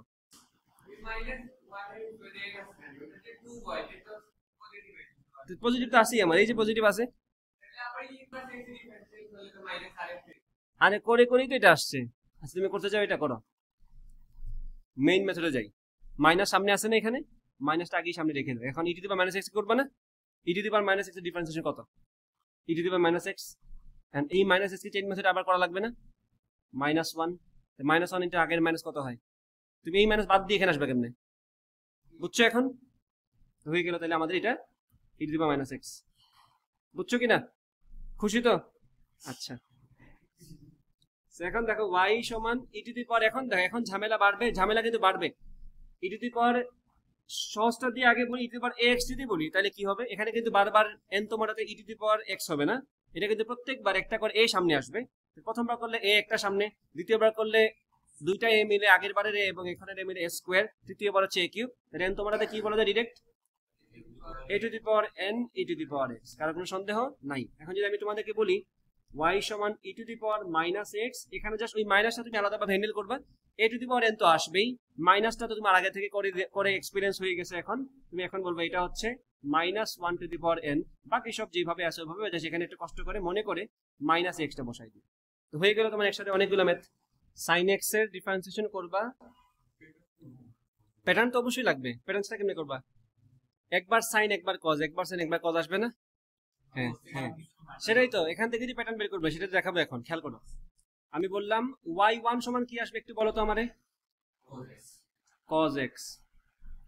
y2 সমান কি আসবে? -sin x। y3 সমান কি আসবে? প্লাস cos x নাকি minus cos x? Minus cos x। দেন y4 সমান কি আসবে? Plus sin x। এরপরে রিপিট, এই জিনিস আবার রিপিট হবে না? চারটা করলে কিন্তু রিপিটটা পেয়ে যাচ্ছ তুমি, তাই না? দেখো খেয়াল করি, cos x -sin x cos x sin x, sin x চলে আসছে না, মানে আমার মেইনটা চলে আসছে, মানে পরের বার করলে আবার এটা থেকে শুরু হবে। এখন তোমার প্যাটার্ন খোঁজা লাগবে। এখন দেখো, তুমি যখন nতমটা বের করবে, তোমার কিন্তু একটা সিঙ্গেল এক্সপ্রেশন দিয়ে nতমটা প্রকাশ করতে হবে। তুমি কিন্তু একসাথে sin cos বলতে পারবে না, তোমার এমন ভাবে বলা লাগবে যাতে করে ওখানের মধ্যে n এর মানটা বসাই দিলে করেসপন্ডিং sin অথবা cos অটোমেটিক চলে আসে। তুমি তো বানাচ্ছ একটা অটোমেটেড ফাংশন যেটা nতম যে কোনোটাই প্রকাশ করতে পারে, তাই না? তো সেটা বানানোর জন্য তোমার একটু ত্রিকোণমিতির নলেজ থাকা লাগবে, ওই যে একটা থেকে আরেকটা শিফট করার ব্যাপারটা মনে থাকা লাগবে। sin cos এর সম্পর্কটা কিরকম? π/2 দিয়ে না? আমি এটাকে কি লিখতে পারি একটু খেয়াল করবা, আমি এটাকে লিখতে পারি কি এইভাবে, sin π/2 + x। বলো কোনো সমস্যা কিনা? sin π/2 + x মানে এটা অটোমেটিক্যালি π/2 এর কারণে 90 ডিগ্রির বেজগুণিতক অটোমেটিক্যালি cos হয়ে যাচ্ছে। যাচ্ছে কোথায়? আমরা সেকেন্ড কোয়াড্রেন্টে। সেকেন্ড কোয়াড্রেন্টে sin পজিটিভ নাকি নেগেটিভ? পজিটিভ। সো পজিটিভ আছে এখানে, মাথায় রাখবা যার থেকে আসবো তার হিসাবটা, প্লাস মাইনাস হিসাবটা আসবে যে ফাংশন থেকে আমি আসছি সেটা। sin থেকে আমি আসছি, সো সেকেন্ড কোয়াড্রেন্টে sin পজিটিভ। cos কিন্তু সেকেন্ড কোয়াড্রেন্টে পজিটিভ না, সো সেকেন্ড কোয়াড্রেন্টের হিসেবে cos কে আনলে হবে না, sin থেকে আসছে sin এর হিসেবে আসবে। দেন আসো এখানে -sin x না, দেখো এখানে কি লেখা আছে, আমি লিখলাম এখানে sin, এখানে কি 1 * π/2 না? sin থেকে সাইনই থাকতে হবে আমার, এখানে কিন্তু cos হয়ে যাচ্ছে, বাট এখানে কিন্তু সাইনই থাকতে হবে। আমি লিখবো এখানে কি 2 * π/2 + x। দেখো ব্যাপারটা মিলে কিনা?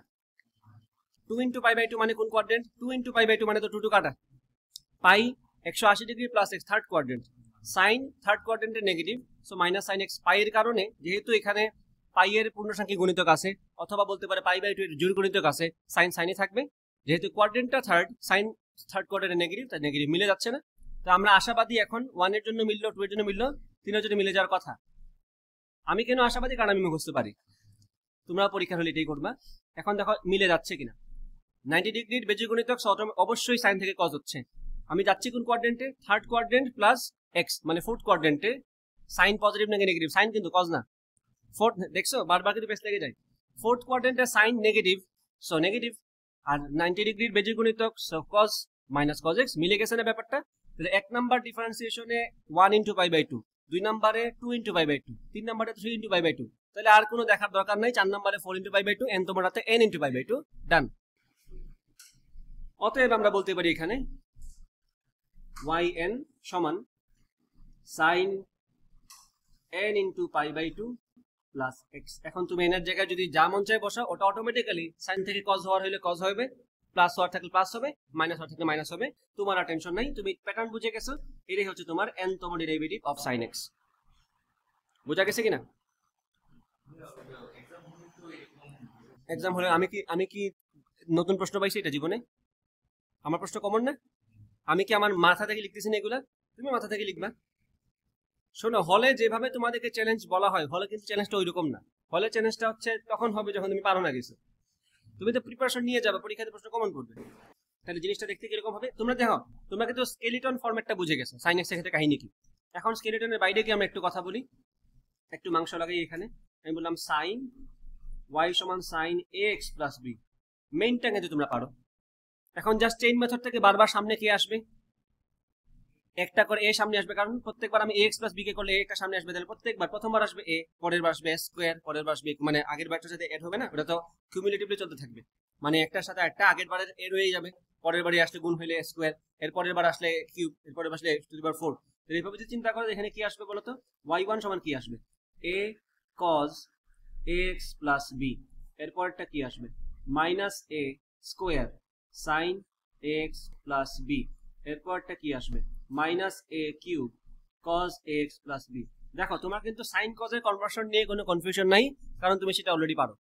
জাস্ট ভিতরে কি আসবে sin n pi by 2 plus ax plus b, ax plus b এখানে হোল হিসেবে থিটা হিসেবে আছে, আর a কিউব 3 এর জন্য a কিউব, 2 এর জন্য a স্কয়ার, তাহলে a to the power n বলে দিবা n তোমাটাতে।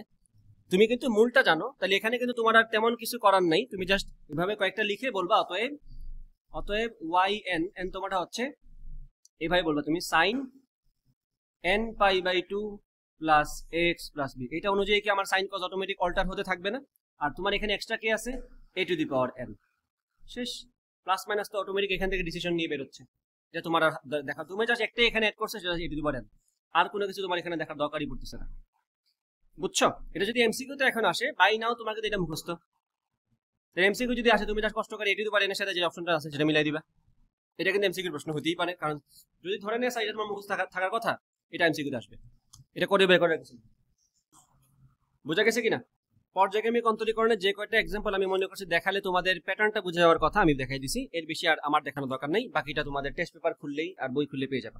অবশ্যই আন্দাজে জিনিসপত্র দেখবা না, আগে দেখবা বোর্ডের গুলা 23 ব্যাচে যেগুলো আসছে, 23 ব্যাচের এইচএসসিতে যেগুলো আসছে সেগুলো দেখবা, দেন 22এরটা দেখবা, 21এরটা অলরেডি বাই নাও দেখে ফেলছো হয়তো।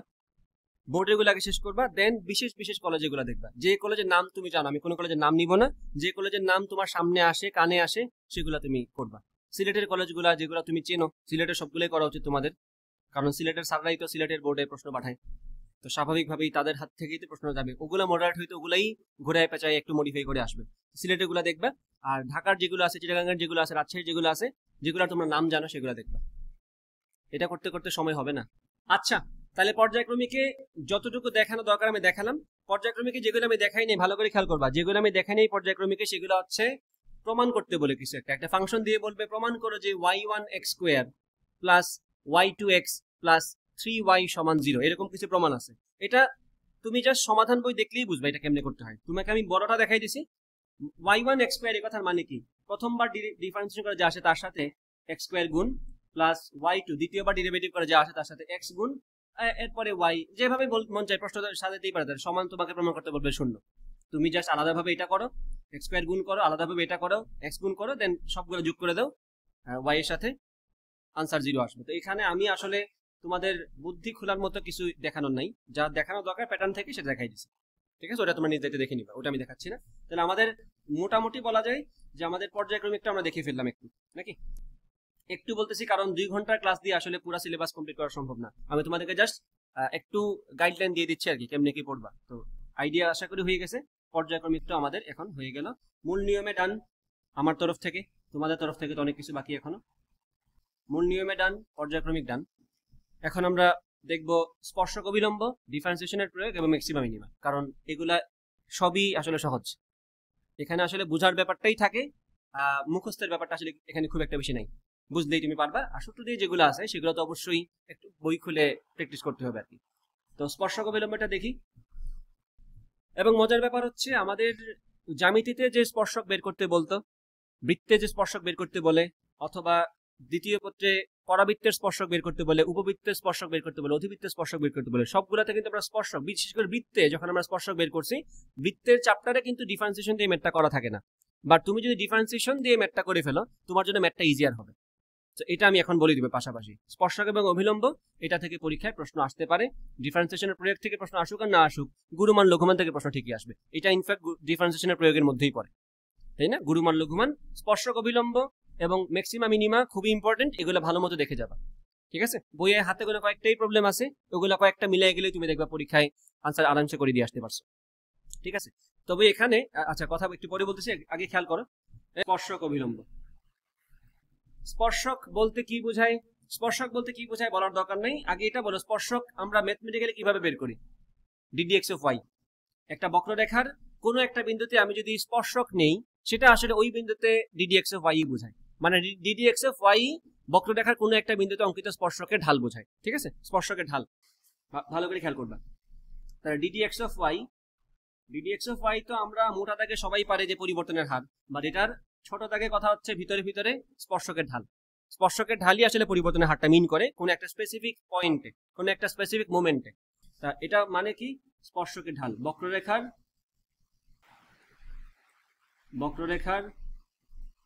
কোনো বিন্দুতে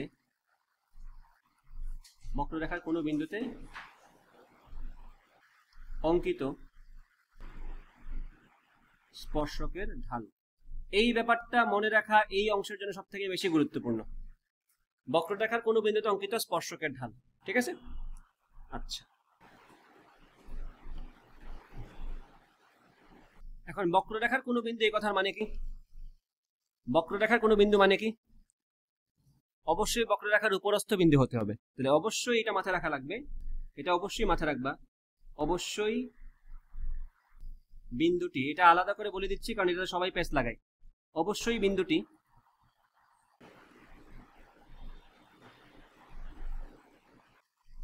বক্ররেখার উপরস্থ হতে হবে, নাইলে তুমি এই সূত্র দিয়ে কাজ করতে পারবা না। ঠিক আছে কিনা? এখন বই থেকে দুইটা প্রবলেম দিচ্ছি, ওটা করলেই তোমাদের ব্যবস্থা হয়ে যাবে আশা করা যায়। তাহলে এখন খেয়াল করো, এই যে এইদিকে মন দাও, স্পর্শক যদি আমি বের করতে পারি, আমি কি অভিলম্ব বের করতে পারবো না? আর স্পর্শকের ঢাল যদি আমার জানা থাকে, আমি কি স্পর্শ বিন্দু জানা থাকলে আমি কি স্পর্শকের ঢাল বের করতে পারবো না? সরি, স্পর্শকের ঢাল তো জানি, স্পর্শ বিন্দুও জানি, তাহলে কি স্পর্শকের সমীকরণ বের করা যাবে না? আমি ঢাল জানি, বিন্দু জানি, সমীকরণ বের করতে কি লাগে? y - y1 সমান m × x - x1, মনে আছে কিনা? তাহলে আমি যদি বলি আমার এই হচ্ছে বক্ররেখা, ধর আমি এভাবে একটা রাফ বক্ররেখা আঁকি, এই হচ্ছে বক্ররেখা, এই বক্ররেখার এই বিন্দুতে ভালো করে খেয়াল করবা, এই বিন্দু না কিন্তু বক্ররেখার উপর এই বিন্দু, মানে ইনপুট যদি এটা দেই আউটপুট এটা আসবে। ওভারঅল বিন্দুটা কোনটা? x1 y1 এরকম কিছু একটা, মানে ভুজকুটি মিলে যেটা হয় সেটা। তো এই বিন্দুতে আমি যদি একটা স্পর্শক টানি, সেই স্পর্শকের ঢালটা আমরা কারে দিয়ে পাবো? ডিডিএক্স অফ ওয়াই দিয়ে পাবো। এখন ডিডিএক্স অফ ওয়াই আমাকে কি দিচ্ছে? ডিডিএক্স অফ ওয়াই দিচ্ছে আমাকে ওই বক্ররেখার যে কোনো বিন্দুতে অঙ্কিত স্পর্শকের ঢালের সাধারণ এক্সপ্রেশন। আমি যখন সেই এক্সপ্রেশনের মধ্যে এই বিন্দুর স্থানাঙ্কটা বসাবো, তখন ওই বিন্দুতে স্পর্শকের ঢালটা আমি পেয়ে যাবো মানটা। যেমন ধর আমি তোমাকে একটা এক্সাম্পল দিতে পারি, y সমান x² আমার একটা বক্ররেখা, তাকে ডিফারেন্সিয়েট করে কি পাচ্ছি আমি?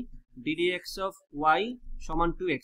এটা কিন্তু যে কোনো স্পর্শকের ঢাল এই বক্ররেখার উপরস্থ। এই বক্ররেখা তো এরকম হবে না, এই বক্ররেখার উপরস্থ যে কোনো বিন্দুতে স্পর্শকের ঢাল হচ্ছে এটা। সেটা তো যে কোনো বিন্দুতে স্পর্শকের ঢাল হয়, তুমি তো মান জানো না। তোমাকে আমি বললাম এই বিন্দুতে স্পর্শকের ঢাল কত, তখন তুমি তো জানো স্পর্শকের ঢালের এক্সপ্রেশনটা কি। তুমি এই স্পেসিফিক বিন্দুতে x এর মানটা কত, এখানে কিন্তু রিকোয়ারমেন্টে শুধুমাত্র x ই আছে, কোনো ঢালের এক্সপ্রেশন থাকবে x + y, x + y² এরকম থাকবে। তো তুমি এই স্পেসিফিক বিন্দুটার স্থানাঙ্ক যখন এখানে বসাই দিবা, ধর আমি বললাম এখানে x এর মান 2, তাহলে y এর মান কি হবে?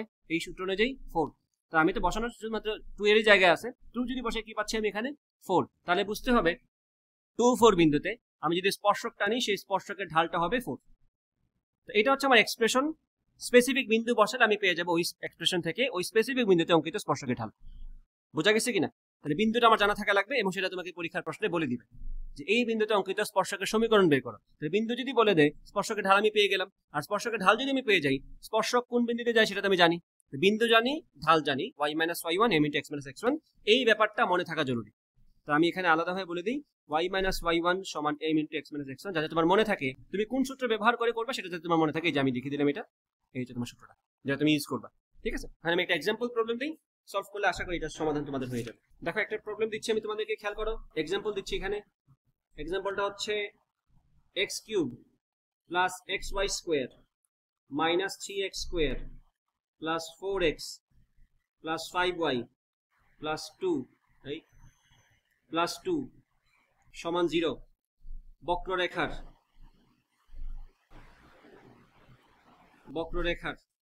1, -1 বিন্দুতে, বক্ররেখার 1, -1 বিন্দুতে অঙ্কিত স্পর্শক এবং অভিলম্ব বের কর। বিন্দুতে স্পর্শক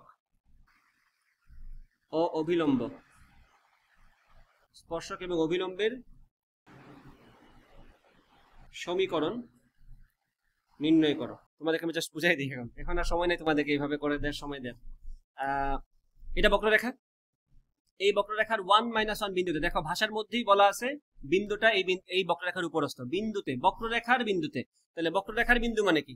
বিন্দুটা বক্ররেখার উপরস্থ, এটাকে দিয়ে ওনারশিপ দিয়ে দিছে অলরেডি বক্ররেখাকে, তাই না? তাহলে 1, -1 অবশ্যই বক্ররেখার উপরস্থ বিন্দু। আবার বলে রাখি, এটা মাথায় রাখবা, তুমি এই টেকনিক দিয়ে ম্যাথ তখনই করতে পারবা যখন তুমি শিওর আছো the point is on the line. Out of the line হইলে তুমি এই সূত্রে ইউজ করে কাজ করতে পারবা না। বোঝা গেছে কিনা? তুমি যে ডিরেক্ট এখানে 2x এর জায়গায় বিন্দুর ভুজ বসায় দিয়ে পেয়ে যাচ্ছ স্পর্শকের ঢাল, যদি এই 2, 4 বিন্দুটা এখানে হয় তাহলে তুমি এই বিন্দু এই স্পর্শকের এক্সপ্রেশনে বসায় তুমি ঢাল কার ঢাল বের করতেছো? ওই বিন্দুতে কি নাই তো, বুঝছো? এটা অবশ্যই মাথায় রাখবে। এটা কেন এখানে বললাম, এখানে এটা লাগবে না, বা তুমি যখন বৃত্তের প্রবলেম সলভ করবা, তুমি যখন পরাবৃত্তের প্রবলেম সলভ করবা, তখন ওটা তোমার অবশ্যই মনে রাখা দরকার যে বিন্দুটা ওই বক্ররেখার উপরস্থ কিনা। তখনই একমাত্র শুধুমাত্র তুমি এটা ইউজ করতে পারবা, এই মেথডটা। ঠিক আছে, ওকে। তো বক্ররেখার 1, -1 বিন্দুতে স্পর্শক এবং অভিলম্বের সমীকরণ বের করতে হলে আমাদের প্রথমে যেটা বের করা লাগবে সেটা হচ্ছে কি ddx of y, কারণ ddx of y টাই হচ্ছে বক্ররেখার উপরস্থ যে কোনো বিন্দুতে স্পর্শকের ঢাল, স্পর্শক না স্পর্শকের ঢাল। তো আমি এখান থেকে আগে ddx of y বের করি। কি করতে হবে বলো তো? এটা তো একটা ইকুয়েশন, উভয় পক্ষকে x এর সাপেক্ষে ডিফারেন্সিয়েট করে পাই, তাই করে শুরু করি। পাবো কি 3x², এটা কিন্তু ইউভি মেথড। তো x জায়গায় থাকবে, y² কে করলে কি হবে 2y, চেইন মেথডে আসবে ddx of y। সবাইকে আসো লাইনে, এটাকে বুঝছো কি করছি? এটা কিন্তু UV plus chain method. x জায়গায় আছে, দেন y² কে করতে কি আমার হইছে 2y, দেন y কে আবার করতে হইছে ddx of y। ইউভি কিন্তু শেষ না, এখন আমরা আবার y² কে জায়গায় রাখবো, x কে করব, দ্যাট উইল বি 1। বোঝা গেছে কিনা?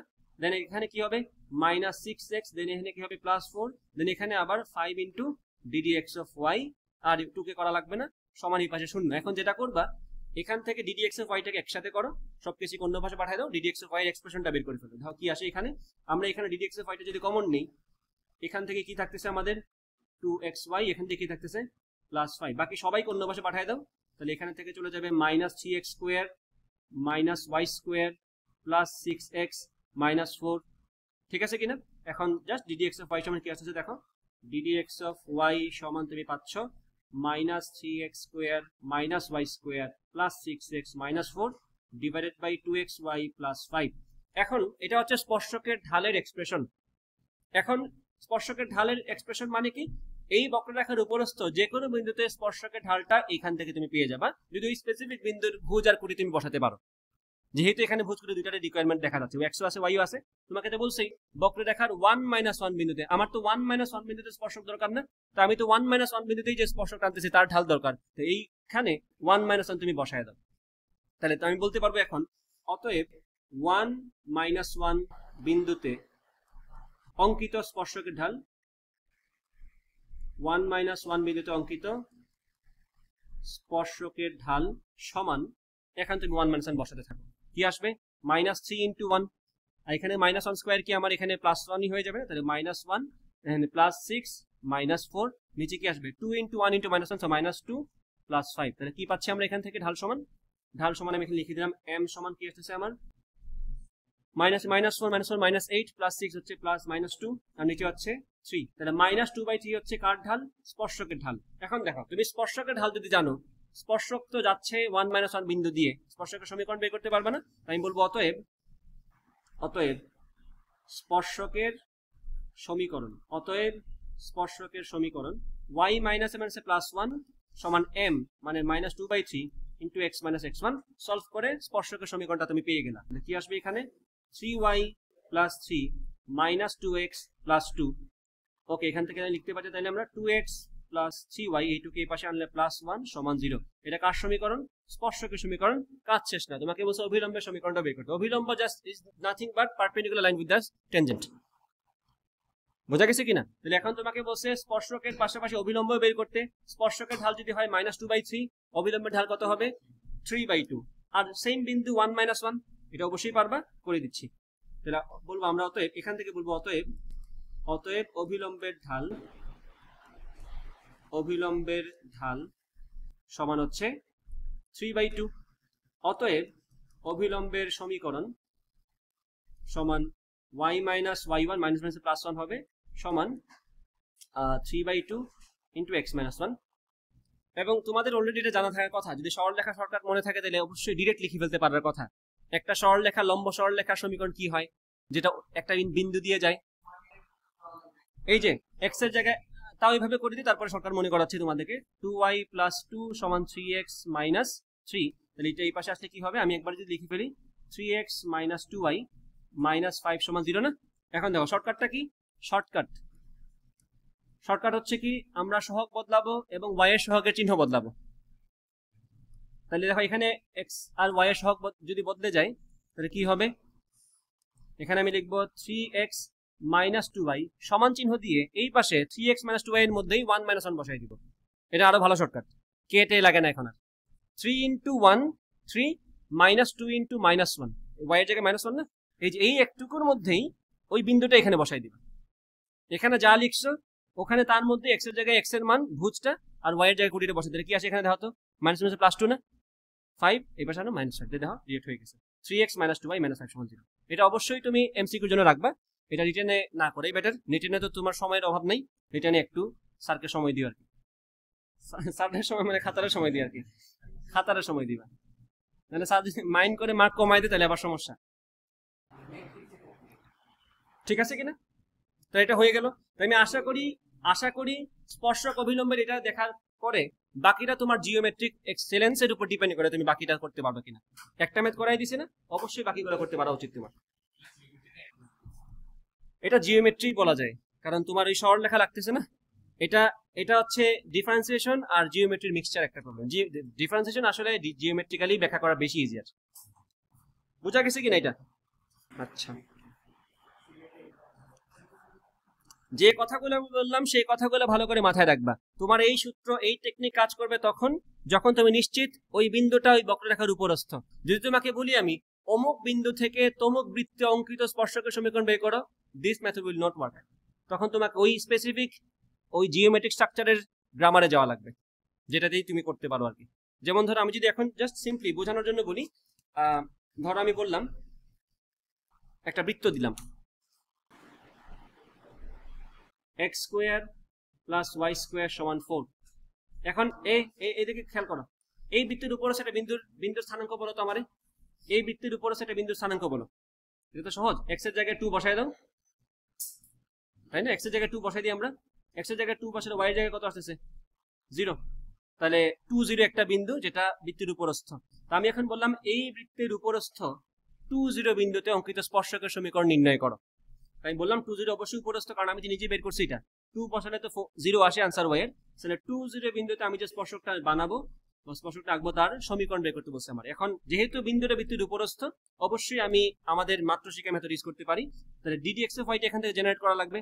আগে করো তো differentiation, 2x + 2y ddx of y সমান কি 0 না? এই পাশে ddx অফ y সমান তাহলে তোমার কি আসতেছে খেয়াল করো, -x/y না? কারণ 2 তো কাটা। এখন দেখো তুমি যে এক্সপ্রেশন পেয়ে গেছো, ও 2 0 না, এটা তো y এর জায়গায় 0 বসানো লাগবে। তাহলে ddx সমস্যা নেই, চিল। ddx অফ y সমান তাহলে আসতেছে কি অসংজ্ঞায়িত না? y এর জায়গায় 0 এই কথার মানে কি আসলে? ddx অফ y অসংজ্ঞায়িত কখন হয়? যখন সরলরেখাটা x অক্ষের সাথে লম্ব থাকে। x অক্ষের সাথে লম্ব সরলরেখা যে 2 0 বিন্দুতে যায় তার সমীকরণ কি হবে? এক্স অক্ষের সাথে লম্ব সরলরেখা 2 0 দিয়ে যায়, তাহলে তার সমীকরণটা কি হবে? x = 2। বুঝা গেছে কিনা? আমি ভুল করে কঠিন ম্যাথ বানাই, একটু বেশি কনসেপচুয়াল বানাই ফেলছি আর কি। আমি অন্য বিন্দু বসালে ওই অনুযায়ী কিছু একটা আসতো আর কি। হ্যাঁ, অন্য কনসেপ্ট বুঝাই ফেলছি, মনে পড়ে, বানানোর পরে মনে পড়ছে এখন আর কি। যাই হোক, এখন খেয়াল করো, আমি অন্য একটা বিন্দু বলি। আমি যদি এখানে বলি এক্স এর জায়গায়, আচ্ছা এটা থাকুক এটার জায়গায়, আমি যদি আরেকটা সিচুয়েশন বানাই তোমাদের জন্য, আমি বললাম এখন ধরো এক্স এর মান হচ্ছে, ধরো এক্স এর মান এক্স এর মান হচ্ছে 1, তাহলে ওয়াই এর মান কি আসবে? √3 প্লাস মাইনাস √3। আমি √3 বললাম, আমার তো একটা বিন্দু নিয়ে দরকার, তাই না? আমি বললাম 1,3 বিন্দুতে স্পর্শকের সমীকরণ বের করবে, আমার তো এক্সপ্রেশন তো সেমই থাকবে, তাই না? তো আমি যদি এখন বলি, তো এই ক্ষেত্রে ddx অফ y, এখানে তো আমার মাইনাস এক্স বাই ওয়াই থাকবে। এখন তুমি যদি বসাও কি আসবে দেখো তো, ddx অফ y সমান মাইনাস এক্স মানে -1/√3, ddx অফ 1 -1/√3। কোন বিন্দুতে যাচ্ছি আমরা? 1,√3। 1,√3 বিন্দু দিয়ে যাওয়া সরল রেখা যার ঢাল হচ্ছে -1/√3, বের করতে পারবে না? সহজ ম্যাথ। বাট এই প্রশ্নটা যদি আমি বলি যে বাইরের একটা বিন্দু, আমি বললাম এখানে 6,6 বিন্দু থেকে এই বৃত্তে অঙ্কিত স্পর্শকের সমীকরণ বের করো। এখন তোমার যাওয়া লাগবে বৃত্তের কনসেপ্টে, যে আমি এখান থেকে টানবো, এখান থেকে টানলে এটার সাথে এটা লম্ব হবে, এইটুকু হচ্ছে ব্যাসার্ধ, এখানে হাবিজাবি করে, এটা তো বৃত্তের চ্যাপ্টারের প্রশ্ন, এটা আমি এখানে করবো না। মাথায় রাখবা, এই ম্যাথটা তোমাকে যদি দেয়া হয় সেটা তোমার ডিফারেন্সিয়েশন দিয়ে সলভ করার মতো না, এটা তোমাকে বৃত্তের ওই স্পেসিফিক জিওমেট্রিক শেপের গ্রামারে যাওয়া লাগবে। ঠিক আছে, এই ব্যাপারটা একটু সাবধান। যেগুলো সাবধানতা আমি বলে দিলাম, বাকিটা বই খুললেই পেয়ে যাবে। আর বইয়ে এত সাবধানতা নিয়ে ঝামেলা নেই। বইয়ে এইখানে বেশিরভাগ মেথি, এই চ্যাপ্টারের বেশিরভাগ মেথি এমন ভাবেই দেওয়া আছে যে বিন্দুটা বক্ররেখার উপর আছে, বেশিরভাগ না সবই। এই চ্যাপ্টারটাই তো স্পর্শকের, বিন্দু তোমাকে দিয়ে দিবে, ইন জেনারেল এখানে দিয়ে দিবে তোমাকে। নিয়ে যাও, সমস্যা নেই, আমাদের ক্লাসও প্রায় শেষের পথে। তাহলে আমি আশা করি তোমাদের স্পর্শক অবিলম্বের ব্যাপারটা বোঝা হয়ে গেছে। এই যে মারুফ, মন্দ এদিকে মন্দ, এই শেষ না তো ক্লাস? না, ওরটা শেষ হয়েছে, আমারটা না। স্পর্শক অবিলম্ব ডান, জাস্ট কনসেপ্ট বুঝাইছি, প্র্যাকটিস বাসায় গিয়ে করবা। পর্যায়ক্রমিক ডান, স্পর্শক অবিলম্ব ডান, মূল নিয়মে ডান, ডিফারেন্সিয়েশনের প্রয়োগটা দেখাই দিই। নেক্সট ক্লাসে ম্যাক্সিমাম মিনিমা আর সূত্র দিয়ে এগুলো দেখাই দিব। আচ্ছা, আমরা তাহলে ঝটপট এই যে এদিকে খেয়াল করো, 10 মিনিট আছে, 10 মিনিট আমি ডিফারেন্সিয়েশন প্রয়োগ একটু দেখাই দিই। এটা খুবই সহজ প্রশ্ন, সহজ টপিক। এটা থেকে প্রশ্নের জন্য আসবেও না, খুব একটা প্রশ্ন আসবে না আসলে, জাস্ট এমসিকিউ তে যদি আসতে পারে। কনসেপ্ট এটাই যে ডিফারেন্সিয়েশন করে আমরা আসলে কি করি, পরিবর্তনের হার। এই যে এই চ্যাপ্টারটা হচ্ছে মূলত পরিবর্তনের হারের কনসেপ্টটাকে একটু আলোকপাত করছে, যেটা মেইনলি ফিজিক্সের অংশ আর কি। তোমাকে মনে করে বলছে যে সরণের ফাংশন, এটা সহজ বাচ্চাদের ম্যাথ। এস সমান তোমাকে বললো t³ plus 3t² plus 4t plus 9, সরণের ফাংশন এটা। তোমাকে বলবে t সমান 5 সেকেন্ড পর বেগ সমান কত, আর t সমান 5 সেকেন্ড পর ত্বরণ সমান কত। কি করতে হবে? এদিকে ডিফারেন্সিয়েট করে বেগের ফাংশন বের করো। তাহলে v সমান ddt অফ s সমান কি হবে? এটা 3t² প্লাস 6t প্লাস 4 বেগ। এখন তুমি এখানে v এর যে ফাংশন পেয়ে গেছো, সেখানে তুমি t এর জায়গায় 5 বসাও। অতএব velocity at t is equal to 5 সমান কি হবে? 3 into 5² 3 25 75 প্লাস 5 6 30 প্লাস 4 75 আর 30 কত? 105 আর 4 129। হ্যাঁ, ও 109, সরি, হিসাব নিকাশ খুব কম পারি ভাই আমি। 109 মিটার পার সেকেন্ড। ঠিক আছে, সেমলি এখন এই বেগের ফাংশনটাকে ডিফারেন্সিয়েট করবা, পেয়ে যাবে ত্বরণের ফাংশনটা। সো a সমান ddt অফ v, তুমি পাবে এখানে 6t প্লাস 6। তাহলে এখানে বলতে পারো v ত্বরণ a at t সমান 5 কি হবে? এখানে 5 6 30 আর 6 36 মিটার পার সেকেন্ড স্কোয়ার। এখন এখানে কিছু সুন্দর প্রশ্ন আসতে পারে, যেমন ধরো এই ধরনের জায়গায় কিছু বলতে পারে, কোন সময়ের মধ্যে গাড়িটি ধনাত্মক দিকে যাচ্ছিল। এখানে কিছু প্রশ্ন এরকম থাকে। এখানে কিন্তু থামাথামির ব্যাপার আসলে ওইভাবে নাই, কারণ দেখো তোমার যখন টাইম 0 তখন সে কোথায় ছিল? 9 ছিল। টাইম 0 বসে দেখো সে 9 ছিল। টাইম তুমি বাড়াবা, এটা আস্তে আস্তে বাড়তে থাকবে। এখানে কিন্তু কমার কোনো নামগন্ধ নাই, তুমি দেখো সবগুলো এখানে বর্ধনশীল। ঠিক আছে, বাট এরকম ফাংশন তোমাকে আমি বানিয়ে দিতে পারবো যেখানে তোমার দেখা যাবে কিছুক্ষণ সে চলতেছিল উল্টা দিকে, পরে আবার চলতেছিল সামনের দিকে। তো এই ব্যাপারগুলো তখন প্রশ্ন করা হবে, কোন সময়ের মধ্যে গাড়িটি সামনের দিকে যাচ্ছিল, এবং আলাদাভাবে বলবে কোন সময়ের মধ্যে গাড়িটি পিছনের দিকে যাচ্ছিল। ঠিক আছে কিনা? আবার এটা প্রশ্ন করতে পারে তোমাকে, কখন গাড়িটি থামবে। এখান থেকে প্রশ্ন করা যায় না? তুমি দেখো তো, ভি এর জায়গায় 0 বসায় দেখো তো।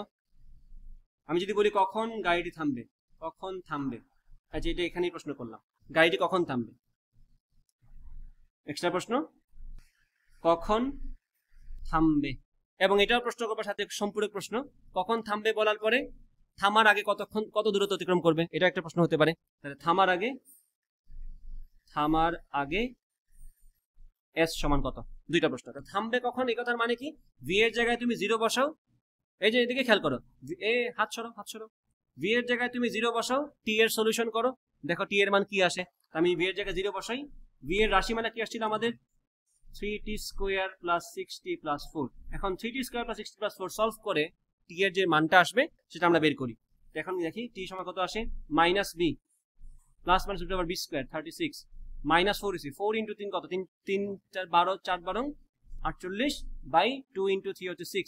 তার মানে কি এটা অবাস্তব না, তার মানে এখানে কখনো থামবে না, কারণ আমাদের ফাংশনটাই এমন, এখানে কোনো থামার তো হিসাবই নাই, চলতেই তো আছে, সবই তো বাড়তেছে, কমার তো হিসাব নেই। বাট যদি থামার ব্যাপার থাকে তাহলে দেখবেন মাঝখানে একটা মাইনাস থাকে, তখন কোন একটা জায়গায় গিয়ে ওটা 0 হওয়ার সুযোগ থাকে, আদারওয়াইজ এখানে সুযোগ হবে না। তো তুমি বলবো গাড়ি সাথে থামবেই না, থামার আগে কতক্ষণ যাবে মানে এটা উত্তর নাই, এটা অসংজ্ঞায়িত, থামার তো কোনো চান্স নাই। বুঝা গেছে? তো এই ধরনের সিচুয়েশন তোমাকে পরীক্ষায় ম্যাথে দিবে না, ফিজিক্সে দিতে পারে, এমসিকিউতে দিতে পারে। বোঝা গেছে কিনা? এবং এগুলো এট দ্য সেম টাইম এডমিশনের জন্য ইম্পর্টেন্ট। সো এই টপিকটা আসলে এটা একবার দেখলেই সবই পারবা। এই চ্যাপ্টারে আসলে তুমি পারা মারা মাত্রই দেখবা চ্যাপ্টার শেষ, পারা দিয়েই দেখবা চ্যাপ্টার শেষ, এখানে এমন কোনো কঠিন প্রশ্ন নাই, সবই সহজ। আচ্ছা, সুন্দর একটা ম্যাথ দিই, খেয়াল করো। এটা হচ্ছে আমাদের চ্যাপ্টারের ম্যাথ, এটা হচ্ছে 9G এর বই খুললেই পাবা। 9G এর এটা হচ্ছে 1-এর 4 নাম্বার ম্যাথটা। এখানে বলছে সরলরৈখিক পথে চলমান, আমি বাংলা কথা কম লিখতেছি, সরলরৈখিক পথে চলমান কণা টি সময়ে এস সমান এটি স্কোয়ার প্লাস বিটি প্লাস সি এই দূরত্ব অতিক্রম করে, মানে এটা সরলের ফাংশন বলছে সময় সাপেক্ষে, সরল as a function of time. এখানে এবিসি ধ্রুবক বলে দিছে, এখানে টি সময়ে কণার বেগ ভি হলে, তাহলে বেগ ভি হলে তোমাকে দেখাতে বলছে v square minus b square সমান 4 ইন্টু এস মাইনাস সি। তাহলে আমার এখানে বলা হলো টি সময়ে বেগ ভি হলে দেখাও যে v square minus b square সমান 4a into s minus c. তুমি জাস্ট হাত দাও, হাত দিলেই দেখবা মিলে গেছে। হ্যাঁ, যেটাই করার সেটা করলেই দেখবা আনসার মিলে গেছে। এই জন্যই বললাম চ্যাপ্টারটা খুবই সহজ। আমিও তাহলে শুরু করি, তোমরা আমার খাতা দেখো না। তাহলে আমরা বেগ সমান বলতে পারি ডিটি অফ এস সমান এখানে আসবে 2at প্লাস বি। আচ্ছা, এখন কি করব, ভি আছে বি আছে, এখন স্কোয়ার করে ফেলি উভয় পক্ষকে, ভি স্কোয়ার সমান 4a square t square plus b square plus 4abt। আচ্ছা, তাহলে এখানে আমরা লাগবে কি আলাদা করা, বি স্কোয়ার মানে বি স্কোয়ার, এগুলো এক জায়গায় থাকুক, 4a square t square plus 4abt। এখন এখান থেকে আমরা বলতে পারি b square minus b square সমান 4a, যদি আমি কমন নিই কি থাকবে ভিতরে, 4a কমন নিলে কি থাকবে, a 4a T square common যাবে না, না টি কমন যাবে, টি কমন নেওয়া যায়। এখানে বাকি আছে তো কথা, এই যে খেয়াল করো এখানে। আচ্ছা, সমস্যা নেই, যেভাবে লাগে আমি নিব, আমার কি 4a বাইরে আছে না, আমি 4a কমন নিব, বাকি সব যেভাবে আছে থাকুক। এখানে আসবে আমাদের a টি স্কোয়ার, মিলে যাবে, অটোমেটিক মিলে যাবে, এটা a টি স্কোয়ার প্লাস বিটি না। এই যে এখন খেয়াল করো a টি স্কোয়ার প্লাস বিটি সমান কি এস মাইনাস সি না, বললাম না হাত দিলেই মিলে যাবে এটা, এখানে কোনো বিশেষ কোনো কসরতের হিসাব নাই, 4a into s minus C না। বুঝছো সার্ভার? জাস্ট প্রশ্নে যা বসে তা দিয়ে মিলে যায়, এটা এমন কিচ্ছু নাই। এই চ্যাপ্টার পুরোটা এরকম, একটু দাঁড়াও, বোঝা গেছে? এই তো শেষ। তাহলে আমাদের ধরে নিচ্ছি আমি, তোমাদের কনসেপ্ট ক্লিয়ার হয়ে গেল, যেগুলো ঝামেলা ছিল বাসায় গিয়ে অবশ্যই প্র্যাকটিস করতে হবে। ক্লাসটা থেকে কিন্তু তুমি পরীক্ষা কমন পাবা না, ক্লাসটা থেকে তুমি কনসেপ্টটা ক্লিয়ার পাইছো, বাসায় গিয়ে একটু টেস্ট পেপারটা দেখতে হবে, একটু না বেশি বেশি দেখতে হবে। এই হচ্ছে কাহিনী। মূল নিয়মে দেখলাম, পর্যায়ক্রমিক দেখলাম, স্পর্শক এবং অবিলম্বের কনসেপ্ট দেখলাম, আর ডিফারেন্সিয়েশনের প্রয়োগ দেখলাম। নেক্সট আছে আমরা মূলত দেখবো সূত্র দিয়ে ম্যাথগুলা, চ্যাপ্টার ওয়াইজ যে কঠিন কঠিন ম্যাথগুলা সেগুলো দেখবো, ম্যাক্সিমাম মিনিমাম। কারণ যেগুলো আমি তোমাদেরকে একটু একটু করে দিছি ওগুলো আসলে মূলত তুমি এমনি পারবা, জাস্ট কনসেপ্টটা মনে থাকলে, কারণ ওগুলার ভিতরের জিনিস কিন্তু সহজ থাকে, জাস্ট কনসেপ্টটা থাকলে করে ফেলতে পারবা। আর সূত্র দিয়ে সেগুলো হচ্ছে তোমাকে একটু টাইপ ওয়াইজ মনে করতে হবে যে সূত্র এখানে কোনটা আসবে, ঠিক আছে? সো এগুলা আর ম্যাক্সিমাম মিনিমামটা রাখলাম, কারণ পরীক্ষার প্রশ্ন ম্যাক্সিমাম মিনিমা থেকে মাস্ট আসবে, এটা ধরে নাও। পর্যায়ক্রমিক থেকে আসবে ধরে নাও, পর্যায়ক্রমিক ম্যাক্সিমাম মিনিমা, মূল নিয়ম আসতেও পারে নাও আসতে পারে, সূত্র দিয়ে তো আসবে একটা প্রশ্ন, ঠিক আছে? তো নেক্সট ক্লাসে ইনশাল্লাহ আমাদের সিলেবাস ডিফারেন্সিয়েশন শেষ হয়ে যাবে।